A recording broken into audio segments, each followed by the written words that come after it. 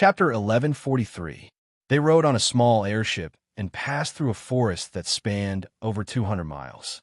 They then passed through the twisting fire caves and the lava hall before finally arriving at the blazing flame monarch under the watchful eyes of a large number of fire creatures and high-level magical machinery. Grimm received them in the wizard hall on the second level of the wizard's pagoda.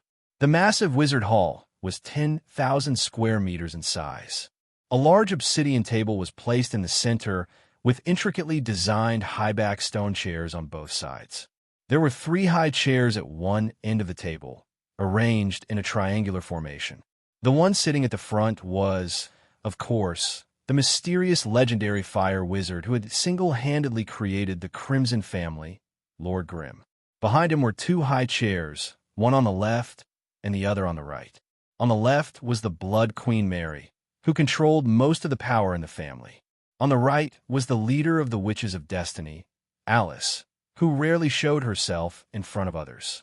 The 3 of them were undoubtedly the true core of the Crimson family. After not seeing each other for a long time, the clan members who entered the hall one after another bowed to the 3 clan higher-ups who were seated at the head of the hall. Only then did they carefully and safely take their seats according to the order in which they were seated. Their gazes were also secretly sizing up this mysterious and powerful legendary family leader. Grimm was wearing a bright red wizard robe today. The gorgeous robe was decorated with glowing wizard runes and magical lines, and a dense aura of fire danced on it.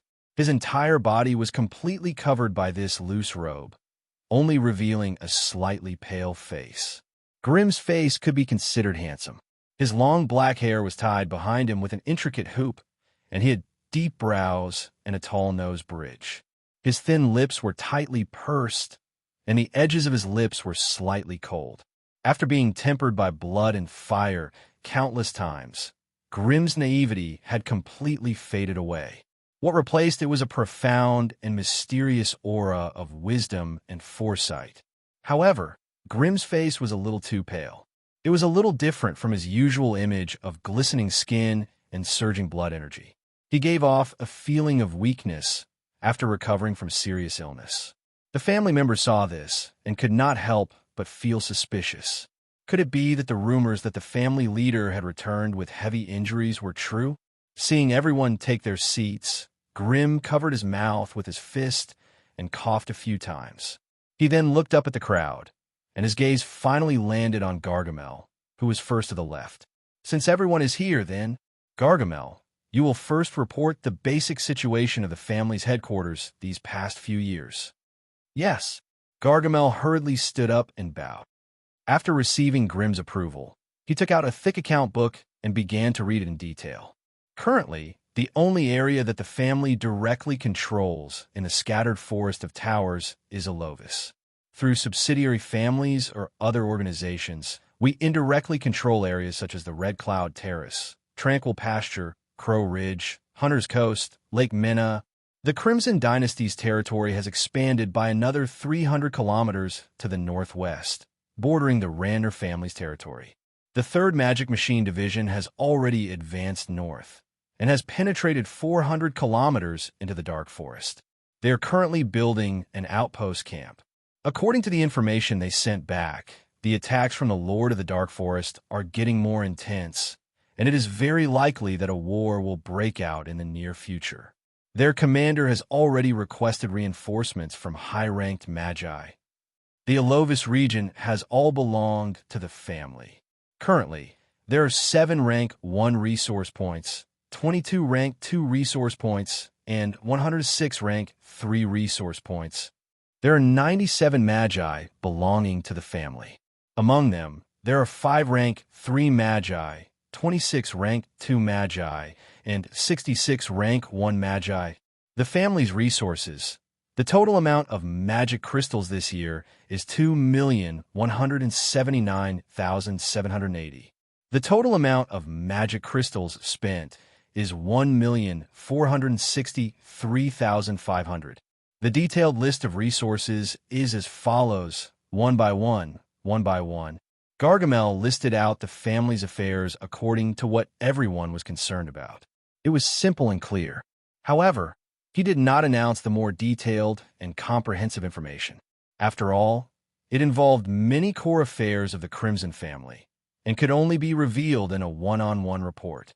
After Gargamel was the fire dragon Witch Meryl, who was in charge of the branch in the north. The Crimson family's development in the north had not been too smooth, and they had been given the cold shoulder and suppression by the various Magi factions. The most obvious were the Dark Witches and the Deceit Witches. This made it extremely difficult for the Crimson family to expand their influence outside of the Icewind territory.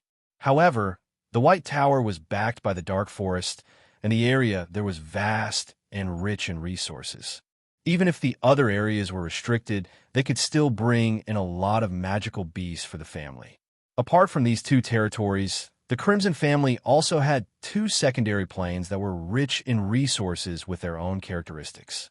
The Wind Wizard Sella, who represented the Goblin plane, and the Subbrain Sock, who represented the Lance plane, also gave a simple report on the basic situation in their respective areas.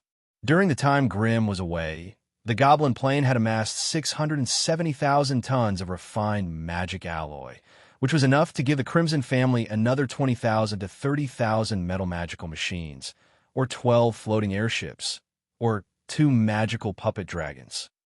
However, Grimm's Kalos alloy was almost depleted, and before he could get new supplies, he could only temporarily store these magic iron alloys and synthetic metals for future use. In the Lance plane, with the Grade 3 brain monster overseeing it, the Eternal Capital was an impregnable city of steel. The Dragon Lords had suffered enough from the battle magical machines, but they could not catch them all in one fell swoop, so they could only choose to stay away from these invaders. A large number of Dragon Lords moved further away, and even formed smaller dragon alliances. This caused the Crimson family's dragon hunting team to have their hands tied, and their profits began to plummet. However, in the past 20 years, the Eternal Capital still had 11 dragons in the account. 5 of them were sold, and the other 6 were imprisoned in the Crimson Wing, undergoing witchcraft modification or taming. After the lords of various places finished their reports, it was the turn of the external forces and affiliated organizations. Among them, Ganga, the leader of the Goblin Occult Goblins and the director of the Goblin Academy of Sciences, was the most excited. He almost roared as he announced 3 important pieces of news. First, the Goblin Academy of Sciences had developed a true mana amplifier. This was also one of the most difficult requirements for the Crimson family to build a Thunder God Titan. The so-called mana amplifier was actually a magical machine's version of an elemental energy resonator. It could make the elemental energy flowing in the magical machine resonate with the magical elements in nature, thus amplifying the effects of magical attacks. Of course, the success of the Goblin Academy of Sciences had a lot to do with the special effect of the focus crystal that Grimm had discovered. However, the success that Ganga announced this time had only been verified in the laboratory. If they wanted to use it on the Tier 6 Thunder God Titan, it would probably take a long time to polish and adjust it. Second, the Magic Exoskeleton Combat System. Wizards had the help of magic tools, but goblins did not have the talent of elemental magic. Even with the help of magical machines, they could not use elemental magic attacks. However, the newly born occult goblins were in between. Although they did not have the talent, they could use the runes to grasp the basic use of magical energy. Therefore, in order to increase the attack power of the occult goblins, Director Ganga put in a lot of effort to research the Magic Exoskeleton Combat System. They were like pieces of magic equipment that could be assembled on the body of the occult goblins, assisting them in elemental magic attacks. Grimm could not help but be interested when he heard this. If these magic exoskeletons were modified according to the body shape or elemental attributes of human wizards, would they also be suitable for human wizards? Without hesitation, Grimm ordered Gargamel to send some wizards and apprentices to work with Director Ganga to find out if the Magic Exoskeleton Combat System could be transplanted. Third, the blueprint of the Thunder God Titan had been completed. Director Ganga could not wait to apply to Grimm for the assembly and debugging of the first generation of the prototype. The Thunder God Titan was a powerful magical machine that could reach Tier 6 in theory. The amount of high-grade materials and rare resources needed to build such a machine was astronomical, not to mention the countless technical problems that needed to be solved. Disregarding everything else, just the energy core of the Thunder God Titan required 3 to 5 magic furnaces to share the workload in order to operate it. If Ganga wanted it to fight at full power, Grimm would need to build another super magic furnace. After listening to Director Ganga's application and speech, Grimm thought for a moment and took out a knowledge crystal from his storage ring. He slid it from the table to the old goblin. Don't rush to build it. You should digest and absorb the knowledge in this crystal first. Master, what's this? Director Ganga asked in confusion as he raised the crystal. The basic principle of the Arcane Empire's energy core. Grimm said lightly. I'm afraid that the Arcane Empire is the most practical and effective one in the entire multiverse when it comes to the in-depth application of basic energy. I believe that if you understand their arcana theories, your control and application of magic energy will definitely reach a higher level. Chapter 1144. My lord, what happened to the Arcane Kingdom? Everyone knew that the Lord had been sent to the battlefield between the Wizard Camp and the Arcane Kingdom, so they were very concerned about the topic. The Arcane Kingdom has fallen apart. It no longer exists. Grimm covered his mouth with his fist and coughed a few times. He shook his head and sighed. It was such a huge empire, only slightly inferior to the Sorcerer's World, but it was completely destroyed. Even if some of the arcane remnants escape to live in seclusion, I'm afraid they won't dare to show their faces again in the next 1,000 years. The wizards present were also knowledgeable people. They had long heard of the so-called Arcane Kingdom from various sources. At this moment, listening to the clan leader describe the fall of a huge spellcaster nation in such a casual tone, the regret and shock in his heart could not be any greater. After all, the Sorcerer's World was a huge spellcaster community somewhat similar to the Arcane Kingdom.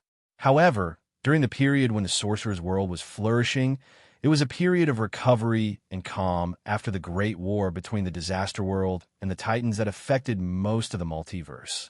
Because of this, the Sorcerer's World and the World of Gods were able to develop rapidly, smoothly passing through the weak stage and nurturing their own Rank 9 powerhouses. If it weren't for the protection of these Rank 9 great wizards, it would be wishful thinking for the Sorcerer's World to develop so peacefully. As a Rank 4 wizard, Grimm had already begun to come into contact with some high-level secrets, and he had a certain understanding of the growth and decline of the multiverse. Seriously speaking, the multiverse they were in was a typical high-magic world. The ones driving the changes in the multiverse were two powerful creatures with decisive power, the Disaster Lords and the Titans. The Disaster Lords existed as the evil side, while the Titans were a powerful race born from the will of the multiverse. The Lords of Calamity were powerful and evil creatures that preyed on planes, feeding on the origin of planes. They were one of the biggest tumors in the multiverse. This cancer was contagious. Once the Disaster Lords went out on a large scale, it would be a disaster for the hundreds of millions of planes in the multiverse.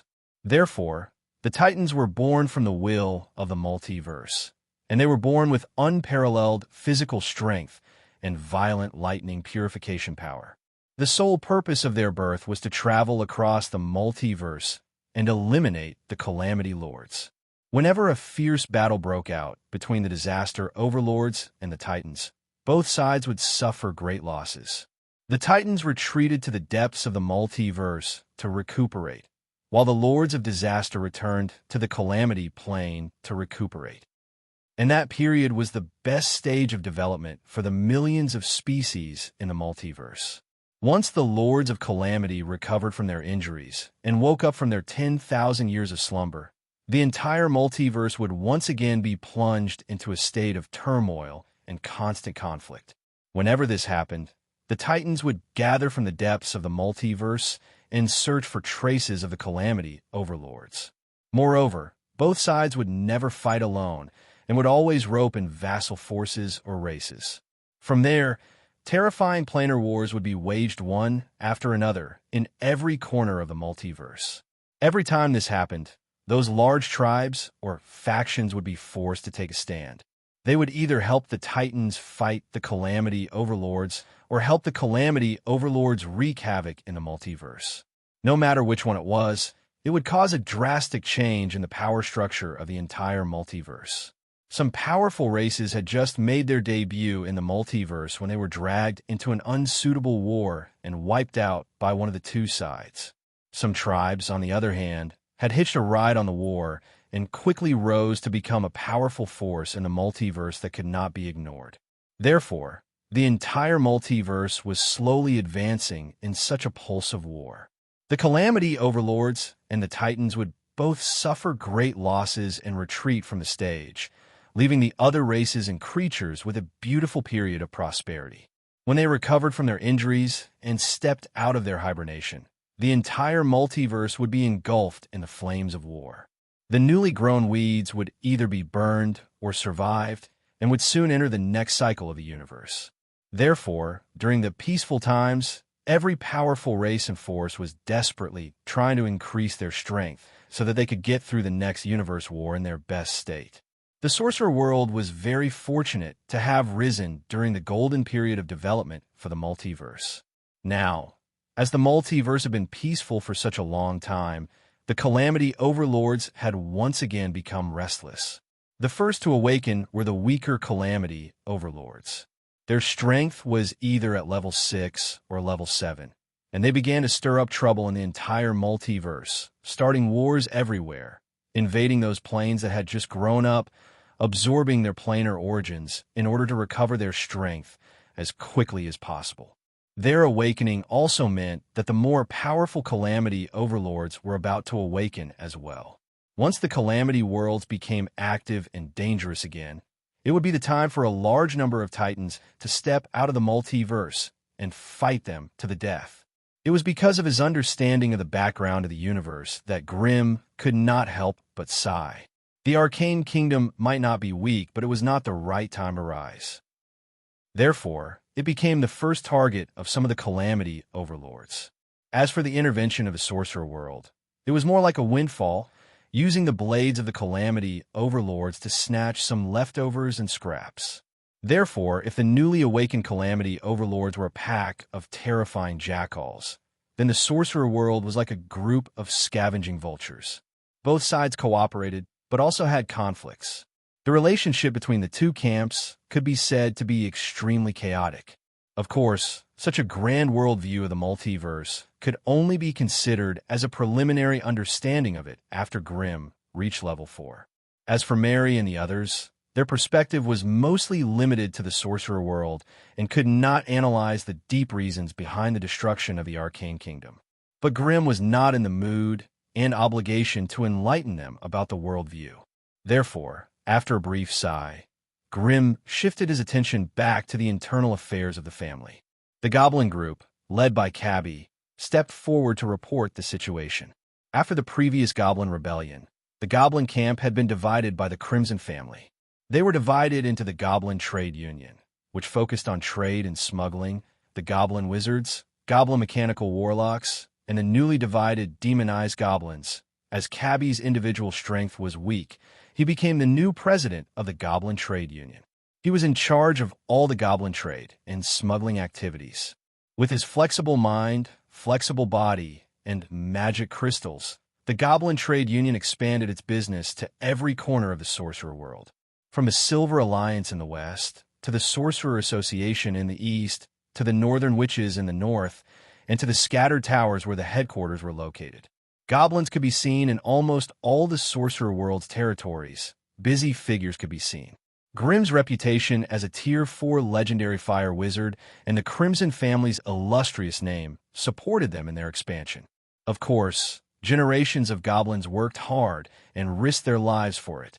After all, every region was controlled by fixed local forces and organizations of all sizes. They did not dare to interfere with the business activities of the major forces, but they dared to attack the small and medium-sized forces' caravans. Therefore, when the Goblin caravans traveled around the Sorcerer World, They were often harassed and attacked by the local forces. The weaker local forces might not be able to defeat the goblin caravans protected by the metal magic equipment, but some of the more famous organizations still had the means to detain or plunder the goods and properties of the goblin caravans.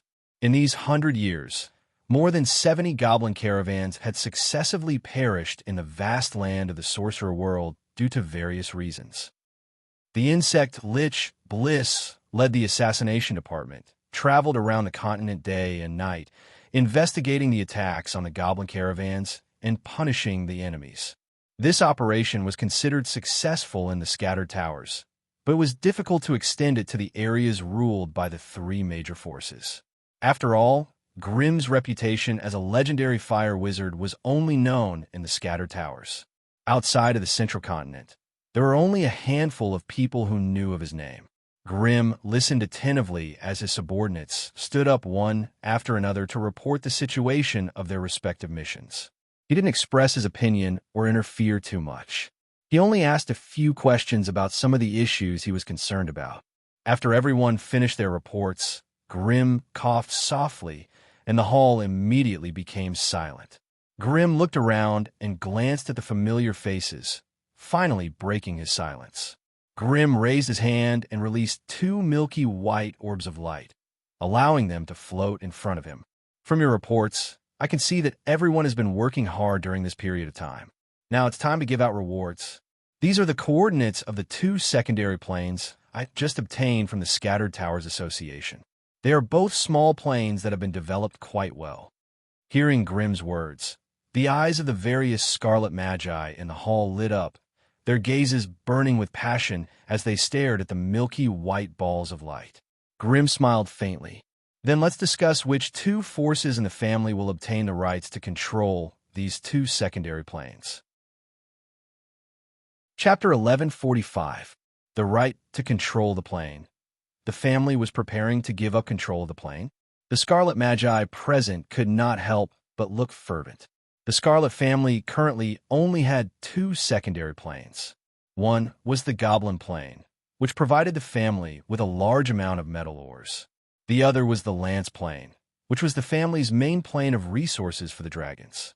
For what the family head had said, the family was no longer prepared to manage and develop these two new planes. Instead, they were going to hand over control of them to a certain organization within the family. How could this not make some of the sorcerers from the powerful families excited and irritated? Ignoring the excited expressions on the faces of the family members, Grimm continued his introduction. The Heisen plane has an internal space of more than 4 million square kilometers. There are two continents, and the rest is the ocean. The two continents have a total area of more than 6 million square kilometers, and are densely covered with all sorts of primitive forests and aboriginals. The magic density is average, and the laws of the plane are basically complete. The resources of the magical creatures are ordinary. Initial estimates are that after further development, we can earn around 800,000 magic crystals per year. What about the powerhouses of the plane? It can't be that they've been completely wiped out, right? Mary, who was behind Grimm, could not help but sit up straight, showing a trace of interest. There aren't many rank 4 creatures there, and the ones who rule are the forest trolls that are worshipped by the tribes. It's said that their king is a rank 4. Then I'll take it. I'll represent the vampire faction and do my best to develop the Heisen plane. If you can, the entire Heisen plane will be yours. However, you'll have to pay 400,000 magic crystals to the family every year. All right, no problem. If I can't find any Magus resources there, I'll capture those trolls and sell them as slaves. Mary glared fiercely at Grimm as she spoke. Grimm smiled indifferently, and with a wave of his hand, the milky white orb of light that represented the Heisen plane flew into Mary's hands. Within the hall, the vampires under Mary were all beaming with joy. There were still many differences between the vampires and ordinary magi. Now that they had a plane that belonged to the blood race, they could do their best to transform it into the most suitable environment for the blood race. That way, it would be much easier to nurture the descendants of vampires. The mountain plane has a dimensional space of 1.8 million square kilometers. It has a single element of Earth. My initial guess is that it's a small dimensional space that was separated from the Earth elemental plane. There were no oceans, no forests, and not many creatures from the plains. There were only broken hills of various sizes. However, according to our investigations, there is a strong aura of Earth elemental magic at the bottom of the hill. There should be a rich reserve of magic ores. Whoever wants to control this plane must pay the family 200,000 magic crystals every year. After briefly introducing the situation of the last secondary plane, Grimm looked around at everyone and asked softly, "Is there any family or faction that wants to obtain this plane? A single Earth element, magic, or..." After exchanging a few glances, the Goblin Business Alliance with Cabby as the representative showed great interest. The gnomes were the best at mining, so it was best to leave it to them. Therefore, Grimm nodded and tossed the second ball of milky white light to KB. Apart from the two secondary planes, Grimm raised his hand and released more than 30 strange items that floated in the red light barrier. These were some of the resources and rare treasures that he had obtained from this trip to the plane. Of course, the truly precious items were kept in his personal treasury. The ones that he took out were resources that he had no use for. With the replenishment of these items, the list of items that could be exchanged within the family would have a qualitative leap. Basic arcane principles, analysis of spatial energy, mutated biology, encyclopedia of star beasts, secrets of the gods, journey through the sea of stars, core device of arcane puppet, unstable arcane crystal, arcane bracelet, restores half of the mana consumed for every successful spell cast. Note: only usable by Arcanists. Mask of Misfortune. Mask can designate one enemy to receive a battlefield penalty of -1 luck. Crimson Scythe. Strength +2. Every attack can convert 20% of the damage taken into vitality. Crystal Wand. Spirit +2. Mana recovery +2. Talisman of Necromancy. Can enslave wild undead that are of a lower level than the user, up to a maximum of 3. Alchemy Flask. Can forcefully purify up to 100 grams of magical alloy per day. Golden Feather. The feather of a holy creature, the rock. Can be used to create holy items. Dragon Shield. Defensive shield made from the scales of a pure-blooded dragon. Magic resistance +20. Many rare treasures floated in front of the crowd, each of them emitting an alluring magical radiance. Especially a few of them, the radiance and color spectrum that lingered around them were clearly different from usual. After some analysis, it was obvious that these items were grade 3 treasures. To the Scarlet Magi, these were things that they could only dream of.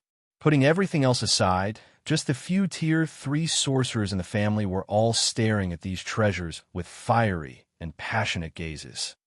Gargamel, keep these items and put them in the family's warehouse. Once you've estimated a suitable value, put them into the family's exchange list. All members of the family are free to exchange for them. Yes. Gargamel replied and hurriedly gestured for Amelia to keep the treasures one by one. After doing all this, Grimm muttered to himself for a moment before speaking again. Stepping out of the Magus world, this time, has given me a preliminary understanding of the endless sea of stars. I feel that the Scarlet family needs to send a group of people to the outer regions to participate in the search for resources there. At this point, Grimm suddenly looked at the strangely shaped cloned brain Sock. Sock, go back and inform the brain monster, Gazruvi. He'll be in charge of the security of the camp that's about to be established. Kirby. Grimm then turned his gaze to the goblin Kirby. You'll be in charge of the business model of the camp. Yes. Yes. All right. Is there anything else you need to report? Master, I have something to report. Grimm was stunned and turned to look. The one who had spoken was the Dean Ganga. Was it Ganga? Yes. Master, our research institute is at a critical juncture. We might need a batch of magic furnaces. Ganga stammered as he rubbed his hands. Hearing Ganga's request, the clone brain Sock could not help but feel anxious. Master, our eternal capital is also in urgent need of magic furnaces. The munitions factory there has been shut down for a long time. Grimm frowned slightly. There wasn't much left of the Kellis alloy that he had obtained from Molten City to make magic furnaces. Now that two of his subordinates had made a request at the same time, even he could not help but feel troubled. He had obtained quite a lot of resources and treasures from his trip to the other world, but he had not heard anything about the rare Kellis alloy. I understand. I'll solve this problem as soon as possible. With the master's words, Ganga and the clone Brainsock did not insist and sat back down peacefully. Since you have nothing else to report, I'll make another announcement. At this point, Grimm looked around at the crowd and smiled faintly. I've decided to hold a public ceremony to announce that Alice and Mary are my lifelong partners. As soon as Grimm's voice fell, two shyly and joyful cries came from behind him. Immediately after, the entire hall boiled over with excitement.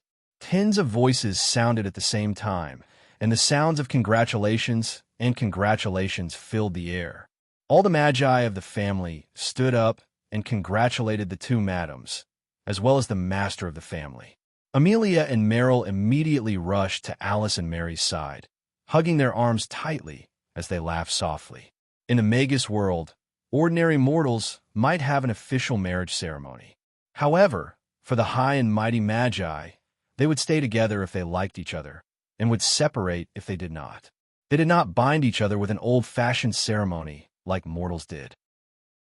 However, Grimm's personal habits were that he was willing to give the two ladies a status, which was why he had announced their identities to the world. This kind of behavior was undoubtedly very peculiar among the Magi community and could even be considered unique. However, Grimm did not care. As long as he was happy and the two ladies liked him, that was enough.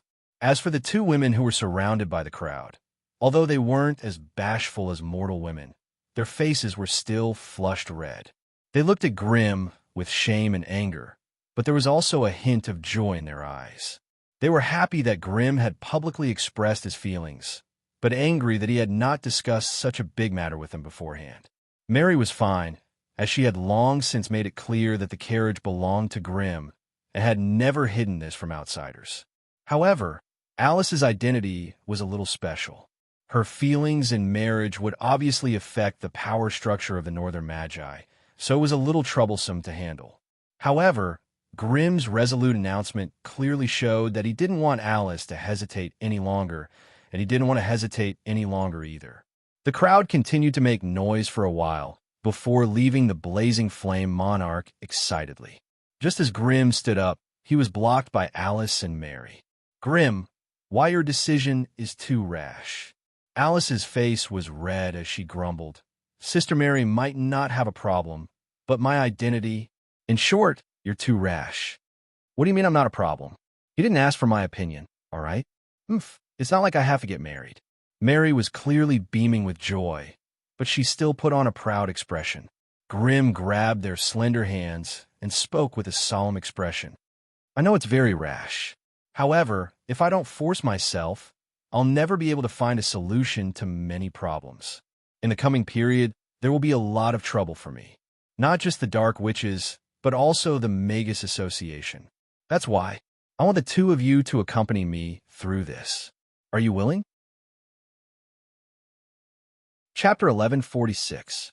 The Sorcerer World, the Northern Witch Territory, Nio Valley, the Dark Witch Clan's Tower of Origin, the location of the Black Secret Realm. Everything in the valley was still so dark and gloomy.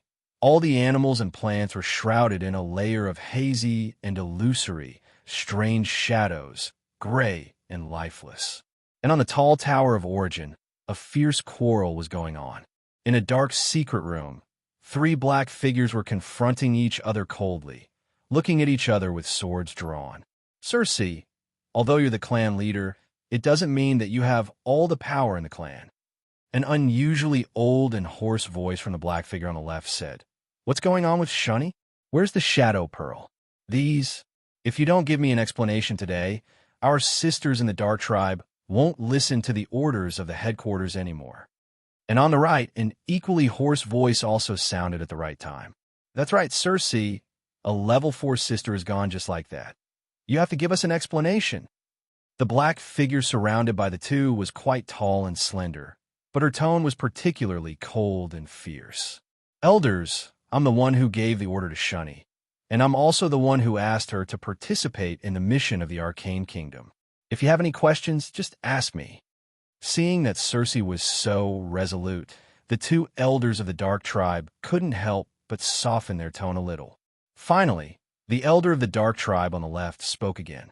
You're our leader, and naturally you have the right to mobilize all the witches and resources in the Black Secret Realm. But we want to know, with Shani's strength, why did she fall on the Morian Plain? You sent her, really just to carry out a simple infiltration mission? Circe was silent for a moment. I sent Shani to participate in this mission, ostensibly for the Arcane Kingdom. But in fact, it was to take the opportunity to kill one of the mission participants. Who?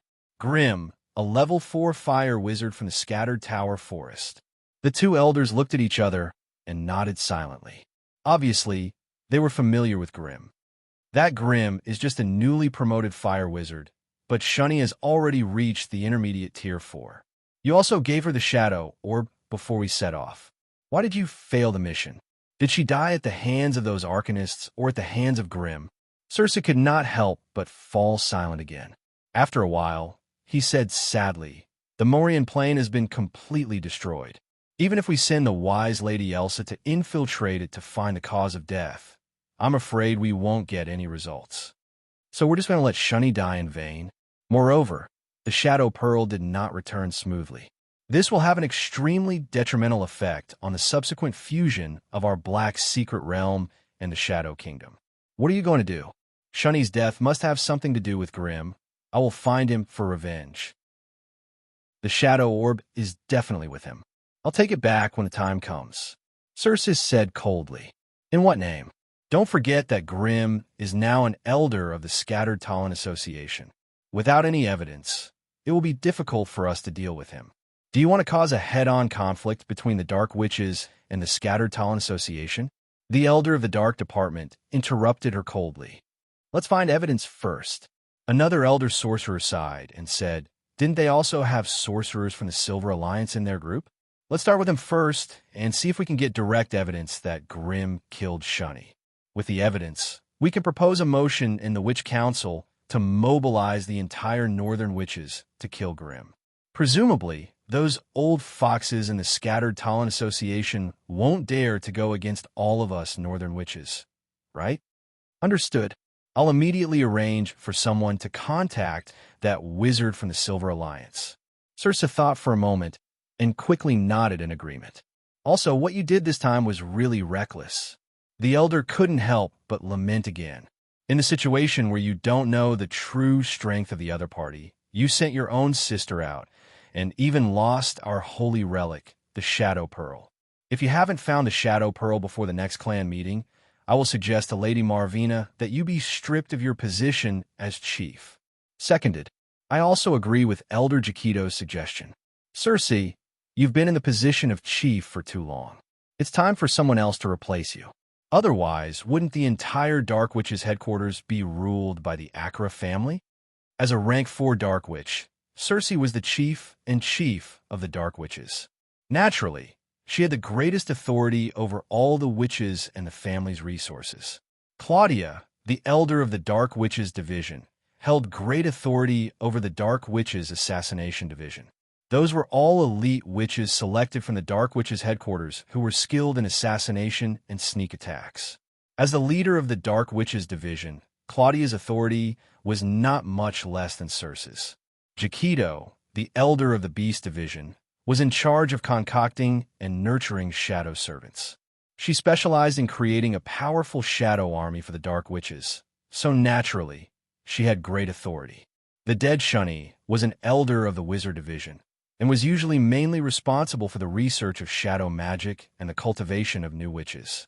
As Shani was also born in the Acra family and was a descendant of leader Circe's family, she obeyed the patriarch's words, which led to this unexpected disaster.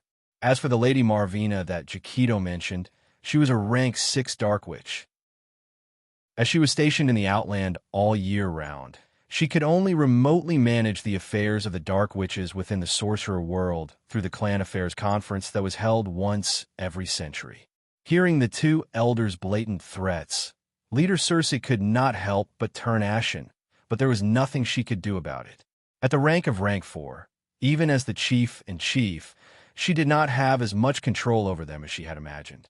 The death of a Rank 4 Dark, which could be a big or small matter. Even if the other party reported it to the Clan Affairs Conference, it was unlikely that Cersei would be implicated. However, the Shadow Orb was different. The Rank 5 Shadow Orb was a sacred darkness artifact passed down by the Great Witch of the Dark Witches. It played an irreplaceable role in the Dark Witches clan. If it were to be lost in her hands, no matter how much Lady Marvina doted on her, she would not be able to protect her position and identity as the chief. The next Clan Affairs Conference would be held in 7 years, which meant that the other party had only given Cersei 7 years to deal with this thorny matter. I know what to do. Don't worry. Everything will be resolved before the Clan Affairs Conference. After throwing a few harsh words, Cersei turned into a cloud of mist and blended into the shadow behind her, disappearing without a trace from the secret room. The two witch elders glanced at each other, sighed, and left one after another. The Magus world, the distant East Coast. This was the base of the Great Magus Association, and it was the ideal home for tens of thousands of magi. There were Magus towers that were as dense as a forest, a vast and fertile Magus nation, a large number of magi communities, and countless magi resources. Compared to the other major factions, the Magus Association was the only orthodox Magus organization in the Magus world. The Silver Alliance was more like a group of business-minded arcane sorcerers and mechanical sorcerers. The Northern Witches, on the other hand, were a group of witches with ancient bloodlines that were more united and exclusive. As for the Scattered Pagoda Forest Association, it was too loose and did not have any effective restraints on high-level magi. It could only be classified as a second-rate Magus organization and could not be compared to the 3 major factions. In the territory of the Magus Association, the most famous building was the 7-ring-high tower. 7 top-notch towers were constructed according to some kind of abstruse and mysterious spell formation. Then, they were connected by numerous spell altars and buildings, forming an unusually large spell formation system. Using the top-notch wizard towers as the nodes of the spell formation and the tens of thousands of miles of land under their feet as the foundation of the spell formation, such a layout, foresight, and extravagance could only be achieved by great wizards who could destroy the world with a wave of their hands. At this moment, in one of the inner halls of the 7-ring-high tower, a new hearing was being held. Chairman Lao Yes sat behind his slightly old mahogany round table, listening to a black-robed wizard report on the death of Wizard Mangus in front of him. He used a low and calm voice to ask some questions that interested him. Chairman Lao Yes was also a level 4 wizard. His face was full of wrinkles, and his hair was white. The black-rimmed glasses on the bridge of his nose gave him the elegance, knowledge, and wisdom of a high-level wizard. On the other side of the hall, behind a tall wooden fence, there were a few dozen wizards sitting on wooden chairs, their faces full of anxiety and nervousness, waiting for the final verdict of the chairman. So you're saying that Wizard Mangus can't be any more dead? Not even a fragment of his soul can be found? Chairman Lloyd asked the rank 3 wizard who was sent out to investigate in a leisurely manner. Yes, sir. How'd he die? We've personally visited the wizards who returned with Lord Mangus. According to their memories, Lord Mangus was still normal before returning from the Morian Plain, but he suddenly went crazy during the teleportation. It seemed like he wanted to kill a fellow traveler by self-destructing. This has already been confirmed by more than 3 rank 4 magi. Who was the person he wanted to kill? It was a new fire wizard called Grimm. He belonged to the Scattered Pagoda Forest Association and was assigned to the same team as Lord Mangus. Is there enmity between them? Chapter 1147. Then what's the conclusion of your investigation? Did Mangles deserve it, or was he plotted against? Chairman Royce adjusted his glasses and asked with a frown. Hearing the chairman's question, The wizards in the auditorium could not sit still anymore. They stood up and protested. Our Lord Mangles must have been plotted against. Sir Chairman, you must avenge him. Looking at the chaotic auditorium, Chairman Royce's face instantly turned gloomy. He snorted, and a domineering aura instantly pressed down from the top of the hall. I don't want anyone to disturb me when I'm interrogating the case. If anyone can't do this, I'll kick him out myself. Oomph. Sensing the frightening prestige of the rank 4 chairman, these magi who belonged to the same family as Mangles and his sister obediently sat down and patiently continued to listen to the investigation of this death. The Tier 3 wizard, who was sent by the association to investigate the cause of Wizard Mangus's death, secretly swallowed a mouthful of saliva and said with difficulty, "We have no way of knowing what happened in the Morian Plain. Right now, we're applying to the association for a direct investigation on Wizard Grimm. However, he has the identity of an elder of the Scattered Tower Forest Association. Without direct evidence, it's difficult for us to get close to him. There's no direct evidence, so there's no indirect evidence? Well, there seems to be a little." Speaking up to this point, the rank 3 wizard in charge of the investigation became even more hesitant. "What is it?" The rank 4 chairman could not help but ask. When the tragedy happened, the rank 7 great wizard, Sir Ironwald, who was in charge of the Arcane Kingdom's mission, was also there. Listening to his words, it seems that he knows who the mastermind behind Lord Mangles' death is. But with our level, a rank 7 great wizard, even if the other party really knew something, probably no one in the entire Wizard Association would dare to question him about it. It was no wonder that the rank 3 wizard in charge of the investigation was hesitant. Well, I basically understood the whole process of the incident. At this point, Chairman Lauyes raised his head and swept a glance at the magi of the Mangles siblings who were waiting anxiously. He said coldly, "Regarding your request for revenge, I, the chairman, will directly reject it. I will continue to report this case to the higher-ups of the association and ask them to send higher-ranked wizards to contact the 2 travelers. Before that, I will not make any conclusions about the death of Wizard Mangus." Under the stern and dignified gaze of Chairman Lauyers, the magi from the Munger's siblings' family could only hang their heads in dejection and accept everything. "All right, all of you can leave now." The next case that needs to be handled is the death of Wizard Hannah's curse. The person involved and the investigating wizard can come in now. Following the orderly exit and entry of the Magi, the Judgment Hall was replaced with a new batch of people and new stories. Blazing Flame Monarch. As the Crimson Sorcerers left the Wizard's Pagoda one after another, the place once again became grim, Alice, and Mary's world. Alice was still calm and collected, but her slightly anxious eyes revealed a trace of concern. "How's the origin of your soul? Is it badly injured?"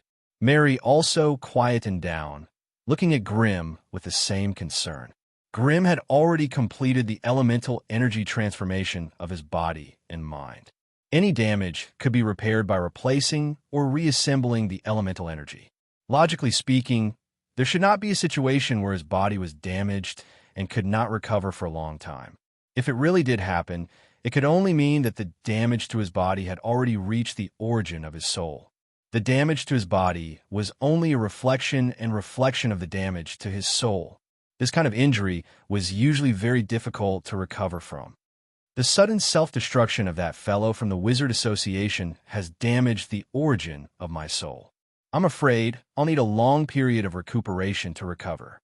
After giving a simple explanation of his injuries, Grimm curiously asked Alice, "Compared to my injuries, I'm actually more concerned about how that fellow from the Wizard Association was controlled by the Great Witch Mesa.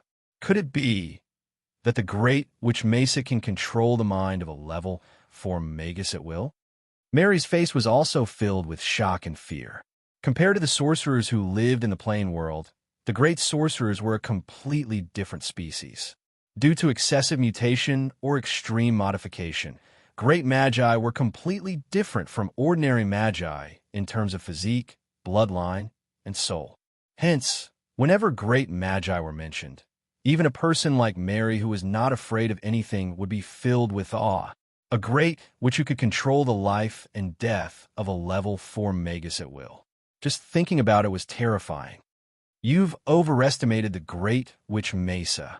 Alice chuckled. She doesn't have the power to control the life and death of a level 4 magus from a distant plane. The reason she could control that magus to self-destruct was because of the seed of destiny that she planted hundreds of years ago. Seed of destiny? Hundreds of years ago? Grimm cried out in disbelief. The Witches of Destiny are a very unique magus profession. This profession has almost lost all offensive and defensive abilities, focusing all their power on divination and perception of destiny. However, this doesn't mean that the Witches of Destiny have no offensive power. It's just that their attacking methods are too strange and unimaginable. The most common method they use is to control destiny and use the power of destiny to destroy their enemies. The way they control destiny is to plant a seed of destiny in the river of destiny, branded with their own soul imprint, and implant it into the key characters that may affect a certain branch of destiny. This means that hundreds of years ago, when Magus Magus was still very weak, Great Witch Mesa implanted the seed of destiny with her own weak soul imprint into his mind.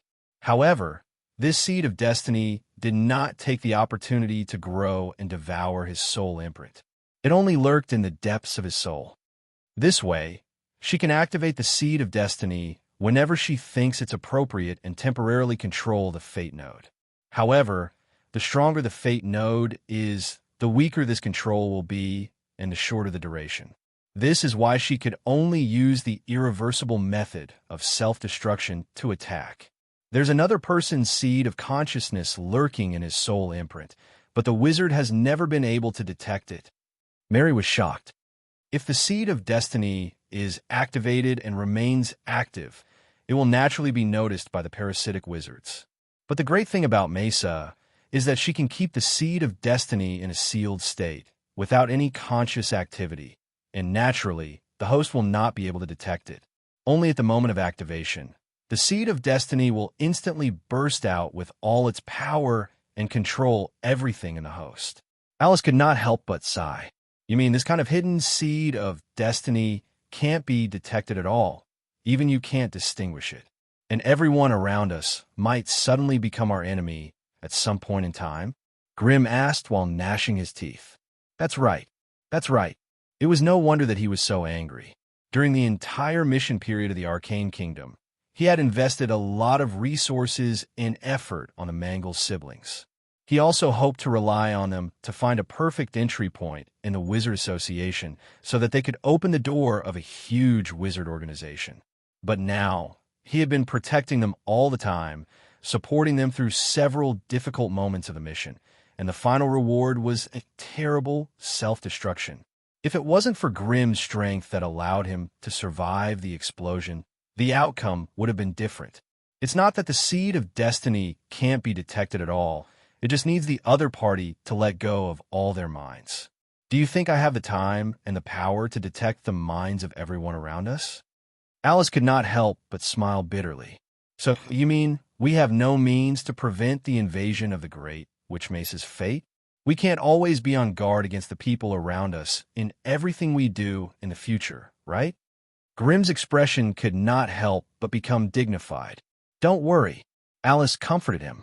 Such a method is very extravagant, even for a great witch.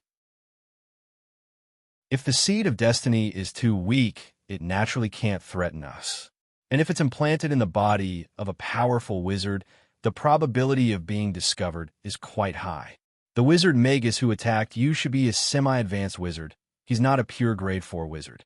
Otherwise, the control of the seed of destiny wouldn't be to this extent.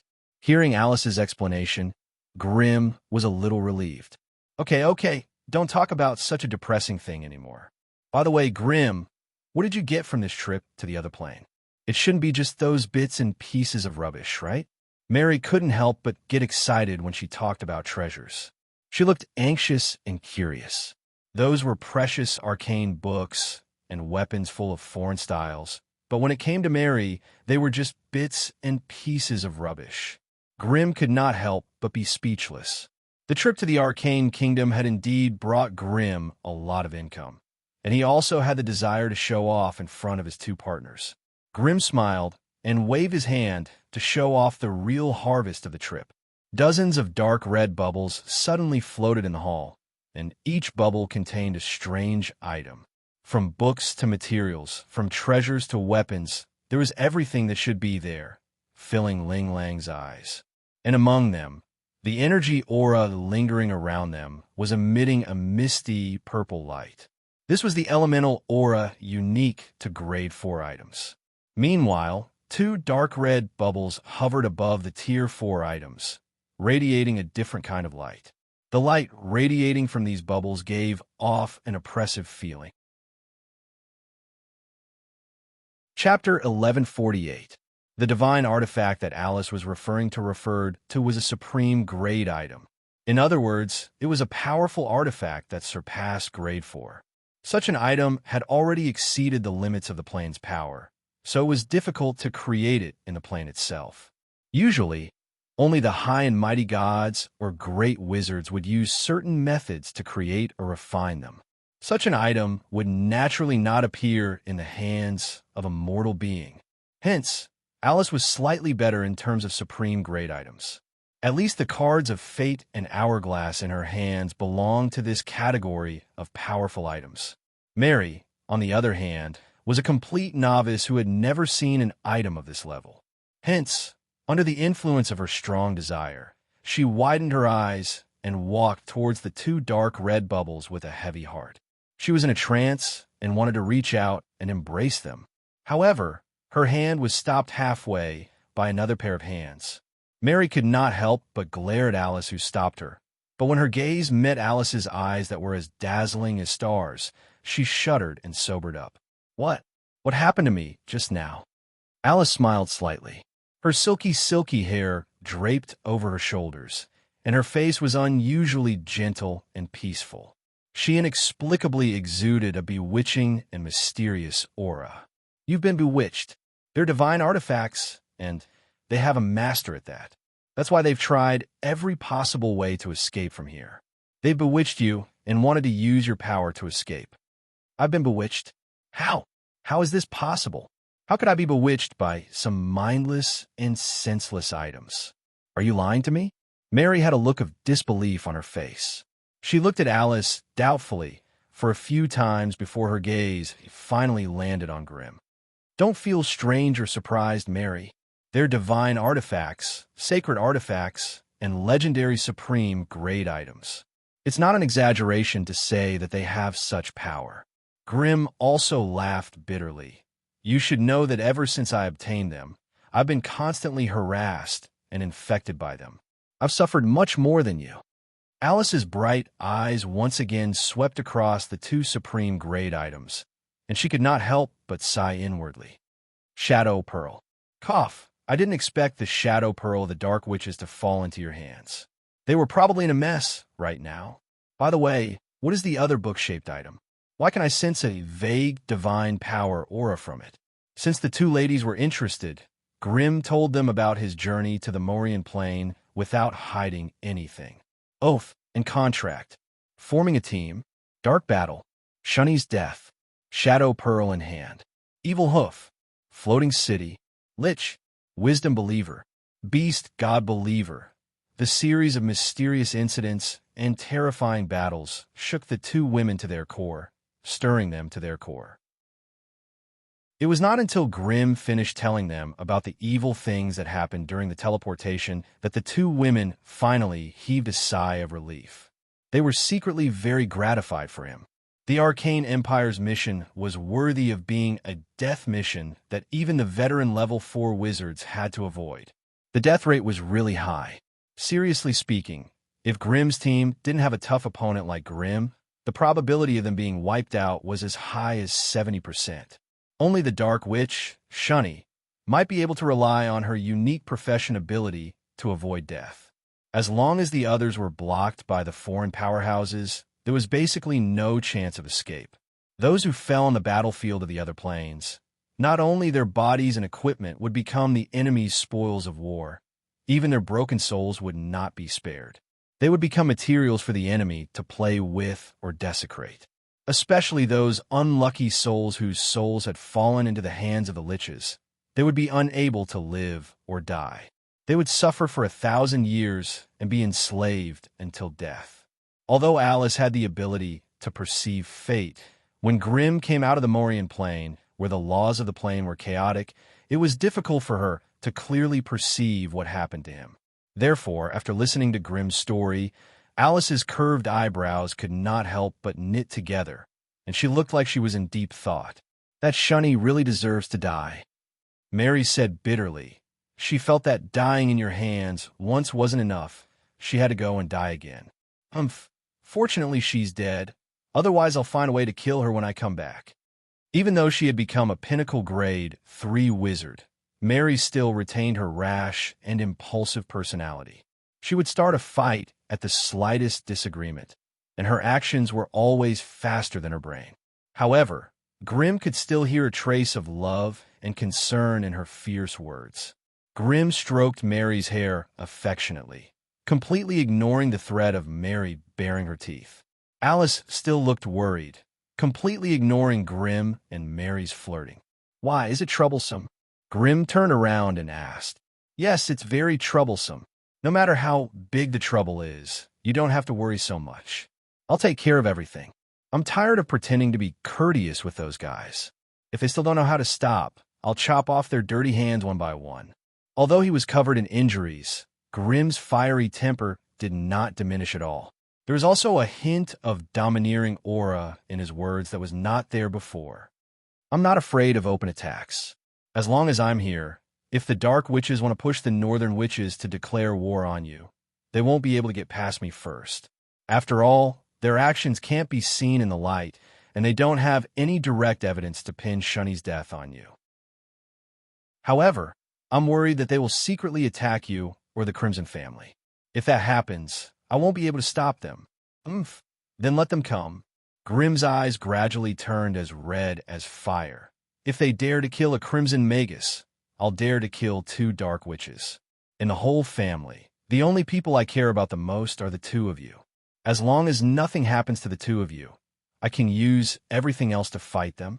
Listening to Grimm's unique words of love, Alice and Mary were both touched and worried. They could not help but lean against Grimm's side, silently planning for him. "Grimm, you're not ruthless enough in this matter. If it was me, I would have killed both Mangus and Holly on the way back. That way, there would be no witnesses and no flaws." I saw how those Dark Witches investigated Shunny's death. This time, it was Mary who spoke. As expected, her words were still focused on fighting and killing. But after thinking about it carefully, it seemed to make some sense. If you let them go, then let them go. If that Wizard Holly and Wizard Mangus died at the same time in the other world, the organization behind them will definitely come out to investigate. When that time comes, it will be quite troublesome to deal with. Now that you've saved his life, he should know how to deal with it.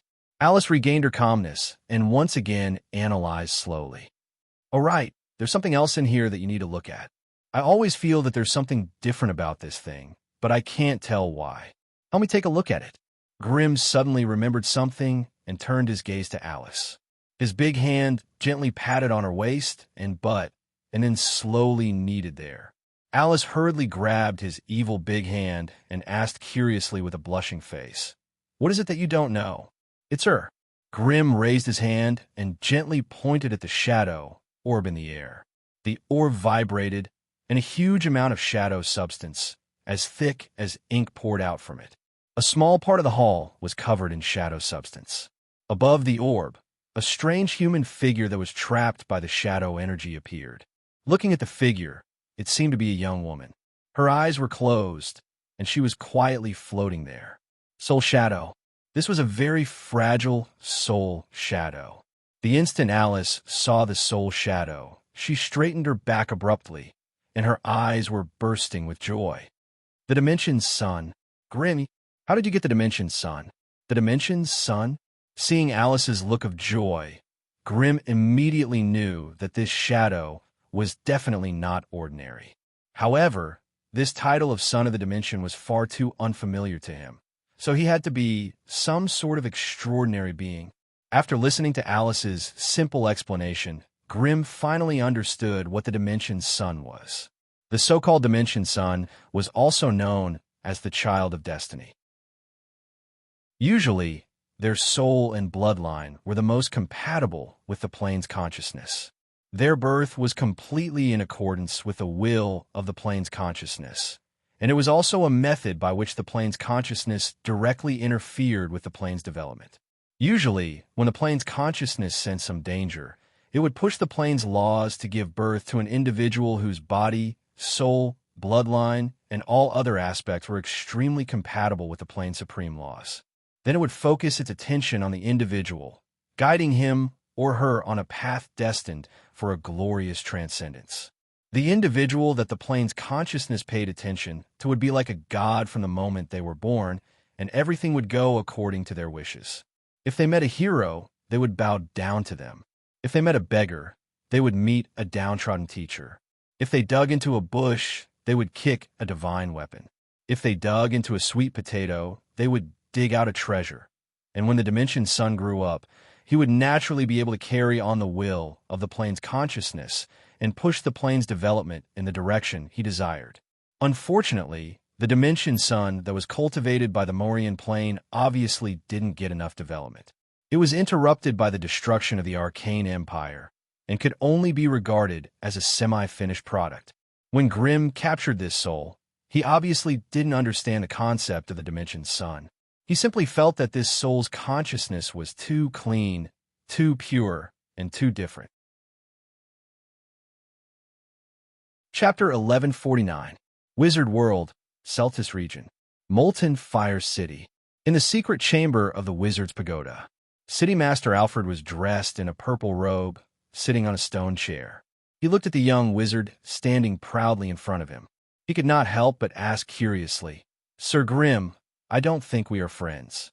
Why have you come to visit me so suddenly?" Grimm was dressed in a fiery red wizard robe, holding the fire coral wizard staff that was taller than him. He looked at Alfred with a smile and said calmly, "I'm here to clear up some conflicts and misunderstandings between us. To show my sincerity, this is a gift I've prepared for you, City Master." Grimm then took out an item from his storage ring and pushed it forward. The item floated toward the young man. Alfred hesitated for a moment, but he still took the item and played with it. A knowledge crystal.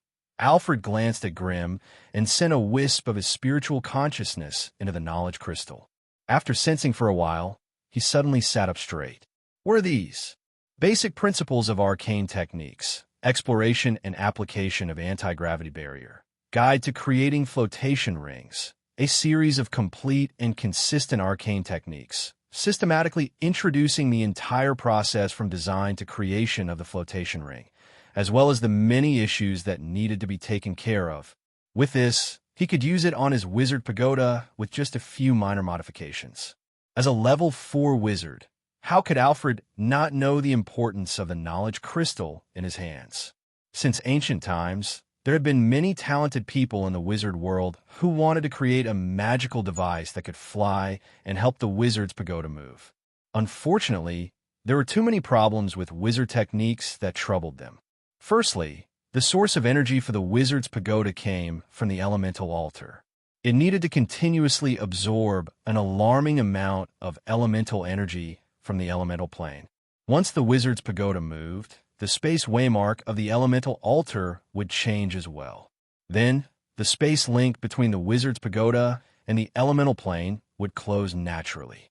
Hence, when the wizard's pagoda moved, the space waymark would always be anchored to the elemental plane. This was a problem that countless genius magi could not solve even after exhausting their brain power.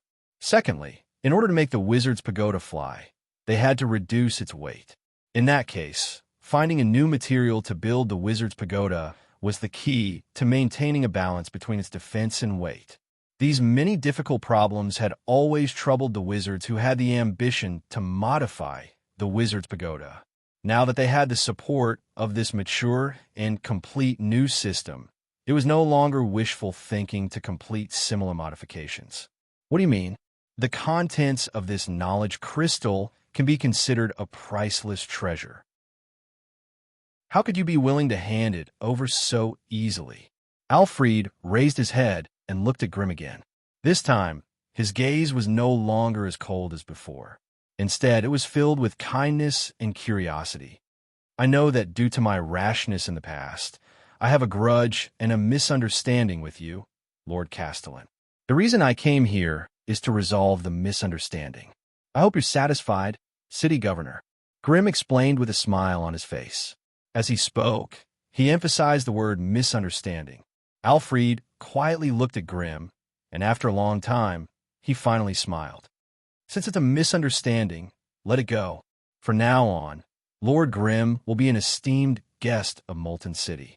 I, Alfred, will welcome you at any time.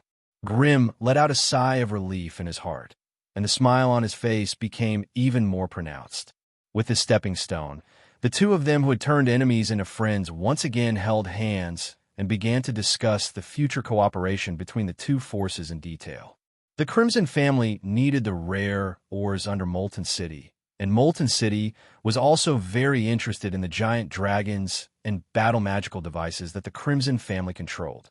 The two sides hit it off, and the leaders of the two forces immediately reached an intention of strategic cooperation.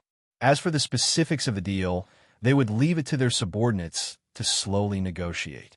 After everything was settled, the fire clone that Grimm had projected turned into a ball of scattered flames and slowly dissipated in the secret room.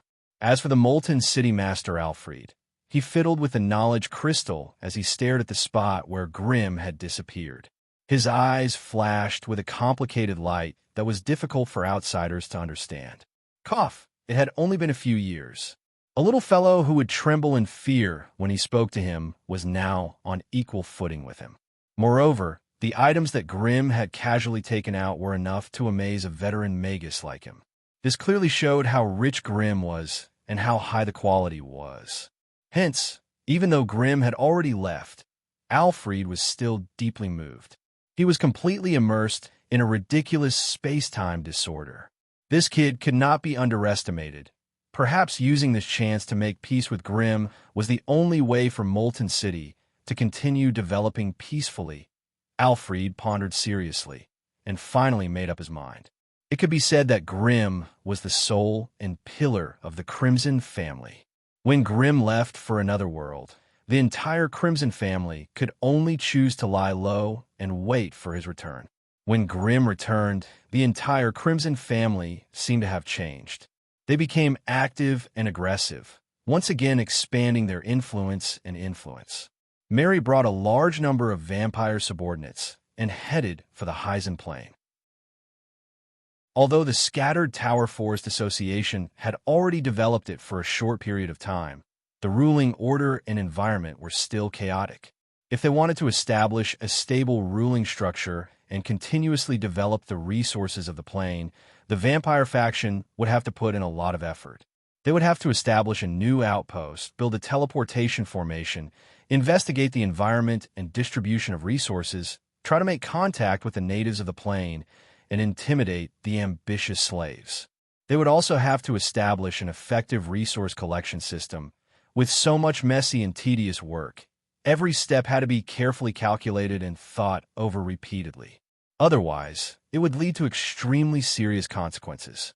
However, the vampire subordinates led by Mary were clearly stronger than the Troll Kingdom in the Heisen Plain. Whether it was through force or carrot and stick, it was only a matter of time before they submitted.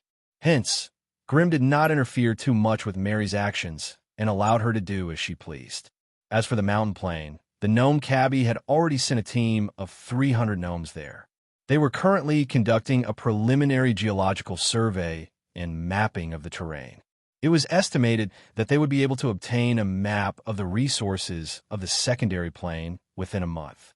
When that time came, the gnome mining equipment and manpower would be in place, and they would soon enter the development phase. However, although the mountain plain did not have many living beings, there were still many earth elemental creatures that were extremely territorial. It was necessary for the gnome team to be equipped with a certain amount of force. The Hyzen Plain. This was a primordial forest that had yet to be developed. The lush forest covered the earth, and as far as the eye could see, the entire world was covered in lush greenery. In an empty space in the forest, a strange black dot slowly floated in the air. Finally, as the spatial energy continued to vibrate, the spatial singularity slowly expanded and stretched. Finally, it became a 3-meter-wide spatial fissure that kept twisting and deforming. Asterisk pu pu pu. Asterisk then, light and shadow flickered in the space crack, and more than 10 agile and vigorous black and red figures slowly emerged and finally stabilized their existence. Only after they successfully broke free from the shackles of the spatial barrier could they move about freely, and they began their exploration of this strange plane. As a peak grade 3, Mary was naturally the first transmigrator to break free from the shackles of the plane. However, it was also because of this that she suffered the greatest suppression from the laws of the plane. Mary moved her body as she flapped her bat wings, slowly ascending into the forest. However, as far as the eye could see, apart from green, there were no other colors. The trolls were different from humans. Humans like to cut down trees and open up farmland, creating an enclosed area for living. The trolls, on the other hand, maintained their primitive and simple lifestyle. They wore tree leaves and animal hides, ate wild fruits, and lived in villages or valleys. If one didn't search carefully, it would be difficult to find traces of their activities. It seemed that the first thing he had to do after transmigrating was to spread his eyes and ears and find the areas where the trolls lived. If he wanted to develop the Hyzen Plain, he would need a large number of cheap slaves. If they were all transported from the outside world, the cost of transporting them would be enough to devour the few resources of this plane. Thus, to save money, it was more worthwhile to think of ways to capture the natives of this plane. After some simple calculations, Mary turned around and slowly descended to the ground. At this time, the vampires that she had brought with her had also broken free from the shackles of the plane. They were moving their limbs and slowly adapting to the laws of the plane. Windler, take a few of your men and set up a small camp here. Stabilize this spatial fissure for me and receive the subsequent reinforcements. Yes. Soros, you go there. Winsal, you go there. Leia, you go there. Spar, you go there. Within 3 days, try to explore as far as you can. If you find traces of the trolls, immediately report back. All right, all of you go. Yes, yes, yes, yes. The vampires accepted the order and didn't delay any longer. They each took 1 or 2 subordinates and flew off in the directions that Mary had pointed out. Whether it was the Blood Knights or the Blood Elves, they all had the strength of grade 2 or 3. Although they were suppressed by the plane, their basic strength was still there. With their strength, exploring a secondary plane like this was not too dangerous. With the speed that the vampires usually had, 3 days was enough to cover a distance of 1,000 miles. Chapter 1150. The Mountain Plain. It was a monotonous world with rolling hills and mountains. There was no flat grassland that stretched as far as the eye could see, nor was there a lush green forest, nor was there a slowly flowing stream. The mountain plain was indeed worthy of its name. The entire plain was a strange world made up of pitch-black loose soil and grayish-white sturdy rocks. Even the air was filled with a choking smell of dust. There was no water, no clean air, no flora and fauna, and it was impossible to nurture thousands of creatures in the plain. Hence, this was a lonely world, and also a cold world. At the foot of a huge rocky mountain, a small gnome camp was under construction. Hundreds of goblin machines spat out thick steam as they laboriously cleaned and leveled the ground.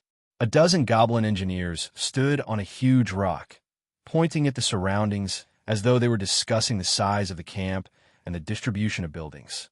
Dozens of combat magic machines wielding magic ray guns patrolled around the construction site, keeping an eye out for any movements. At the center of the campsite, A strange magical device was supporting an elemental barrier that repelled the dirty air and injected fresh, sweet compressed air into the campsite. A corner of the camp, the airship area. A dozen goblin airships in the shape of cigars were spinning their propellers, struggling to send a goblin engineer and 7 to 8 goblin combat personnel into the sky, and then flew towards a distant place following the terrain. They were temporarily unable to adapt to the air here, so every goblin wore a breathing mask to prevent themselves from becoming a rock after inhaling too much of the air that was filled with earth element. The goblin airship flew slowly in the sky. Engineer Justin Ossick moved a wooden box to the side of the ship and climbed up with difficulty.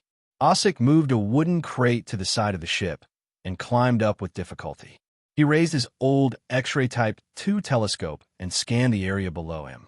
As a veteran geological surveyor, Justin Ossick did not need to land on the ground. Ossick didn't need to land at all.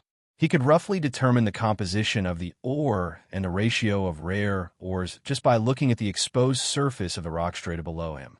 But most of the time, the surface of the rock stratum would be covered by the dust that was everywhere. At such a time, Justin Ossick would order the goblin airship to fly low and use the huge wind generated by the propellers to blow away the dust on the surface of the rocks so that he could observe the composition of the ores. However, this action would undoubtedly bring danger to the goblin airship. After flying more than 100 miles away from the camp and circling around for the 7th time, the gnome warrior, standing guard at the bow of the ship, screamed in fear. "Attack! Attack! Dodge quickly!" Under the exquisite control of the gnome technician, the gnome airship made a perfect turn to the side, dodging a huge rock thrown from the ground. Justin, who was standing on the wooden box on the railing of the airship, tightly grasped the iron chain above so that he wouldn't be thrown off by the rapid maneuver of the airship.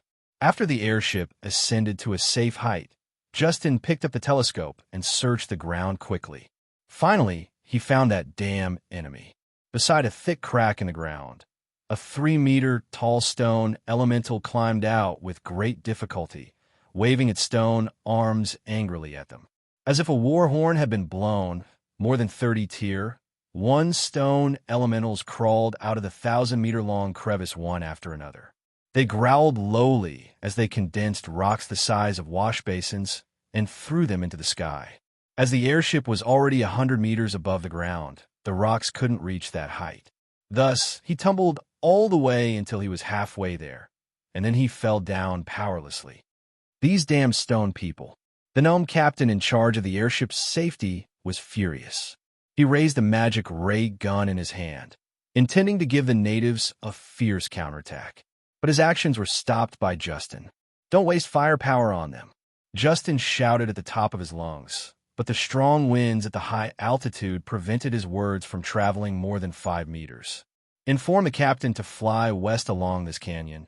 There might be good things there." After a moment, the body of the goblin airship shook, and, after slowly adjusting its direction, it quickly flew in the direction Justin had pointed out. The group of stone elementals angrily chased after them for a distance before returning to their lair resentfully.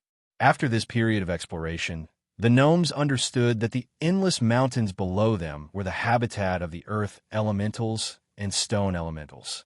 They were either hiding in the cracks in the ground, hiding in the caves, or simply lying down somewhere to bask in the sun. Because there were mud and rocks everywhere, it was extremely difficult to find them in the rugged piles of rocks or in the cracks of rocks. Only when a foreign object invaded their territory would these hot-tempered fellows lazily come out of their hiding place and chase you away with a stone fist the size of a casserole or a rock the size of a wash basin. The rocks they hurled could reach a height of 60 meters, which was quite a threat to the airship. Fortunately, they were very territorial. No matter how angry they were, they wouldn't easily step into the territory of another stone elemental family. This gave the airship a chance to shake them off with its height and speed. Left with no choice, Justin could only order the airship to maintain an altitude of about 80 meters. He then lay on the side of the airship and slowly observed the direction and changes of the rock strata on the ground. When there was a place that he was interested in, Justin would order the gnome warriors on the airship to shoot a few times at the rock strata, and then use the reflection of the broken rocks to determine the distribution of the ores.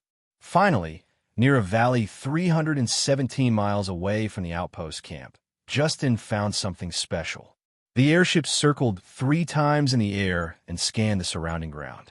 After finding no traces of the earth elementals and stone elementals, it carefully landed on the ground. With one hand holding the metal rope and the other holding the magic ray gun, the 5 members of the 7th Goblin Party landed heavily on the ground in their magic machine armor. Thud, thud, thud. The thick metal mechanical feet stepped on the ground, leaving 2 deep footprints. The dust on the ground rolled up, and the members of the 7th Goblin Combat Team coughed violently. Damn it, damn it, damn it. The environment here is really bad. Captain Tez put on his breathing mask with a backhand, and a muffled and distorted voice came from inside. Hurry up, and occupy the high ground here. Beta, take the magic cannon to the high ground. Shauna, set up a firing point near the airship. Hanson, you and I protect Lord Justin. Got it, boss. Leave it to me, okay? His subordinates answered one after another and began to rush to their positions. Justin climbed down the airship with difficulty along the rope. He held a pickaxe in one hand and a magic spectrometer distributed by the Geological Survey headquarters in the other. He stood in the shadow of the airship and looked around and finally pointed in a direction. Go there. Then, the 3-man team set off without any hesitation. They were on tenterhooks along the way. These little goblins were only about half a meter tall, and in front of the stone elementals that were 3 to 5 meters tall, they were like little beans. There was no need to fight. Most of the goblins would die with just a stomp of the stone elemental's huge feet.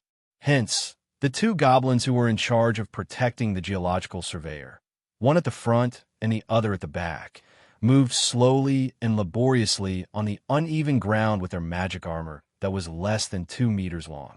One of them was in front, while the other was behind. The geological surveyor, Justin, seemed to have forgotten about the danger. From time to time, he would crack open a rock with his pickaxe and use the spectrometer to quickly scan and analyze it. Most of the time, when he discovered some strange place, he would pounce over while cheering, and then knock nonstop, completely forgetting that this was a strange and dangerous world. Faced with such a guide who forgot everything after work, the 2 goblin bodyguards could only do their best to follow behind him. The magic ray guns in their hands always pointed at the more dangerous places in the surroundings. Finally, as they walked and explored, Justin's cheers became louder and louder. The spectrometer emitted all kinds of strange whistles that outsiders might not understand, but he could clearly identify the composition of a variety of rare metals. And as they continued to advance, the composition of these rare metals continued to increase. Justin dared to say that there must be an extremely precious, rare metal vein not far ahead. Finally, in front of a huge and strange stone mountain, Justin stopped and pounced on a giant rock that was 5 meters away. He picked up his pickaxe and knocked on it for a while. As the gravel on the surface of the giant rock peeled off, a fist-sized purple gem was exposed in the cross-section. And around the gem were bits of silver metal particles that flickered with silver light. Purple agate. Looking at this scene, the 3 goblins could not help but be ecstatic and almost could not help but sing and dance. But just as they were about to go wild with joy, the stone mountain in front of them suddenly trembled and shook violently.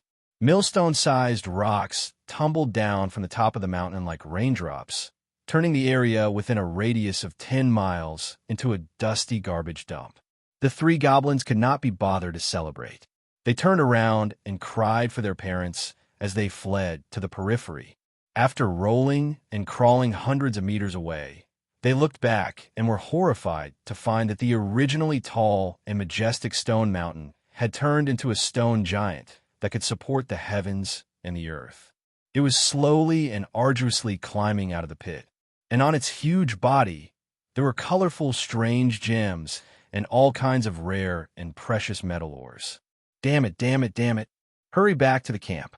This stone giant is probably at least level 3. With our strength, we can't fight it at all. Retreat, retreat. Chapter 11:51. The Exodar Camp in the Outer Region. Just like before, this place was still filled with streams of people, and it was extremely bustling. However, this was the outer region after all. Even an inconspicuous person setting up a stall on the street was at least a level 2 wizard. People like them, who had come out to train as mere level 2 wizards, did not even dare to step out of the Exodar camp. It was simply too dangerous. The environment here was not the only dangerous thing. What was even more terrifying were the strange alien races that came from all directions. No one knew what kind of strange abilities they had, and no one knew if they were here to make a deal or to hunt. Thus, once they stepped out of the camp and lost the protection of the wizard's pagoda, the weakness of human wizards was obvious. Grim wore a black traveler's robe that covered his entire body. He hurriedly walked out of the wizard's pagoda and raised his head to get his bearings. He did not walk toward the center of the market, but instead turned and walked toward the edge of the camp. Along the way, he passed by many lively areas and saw many strange creatures from other worlds.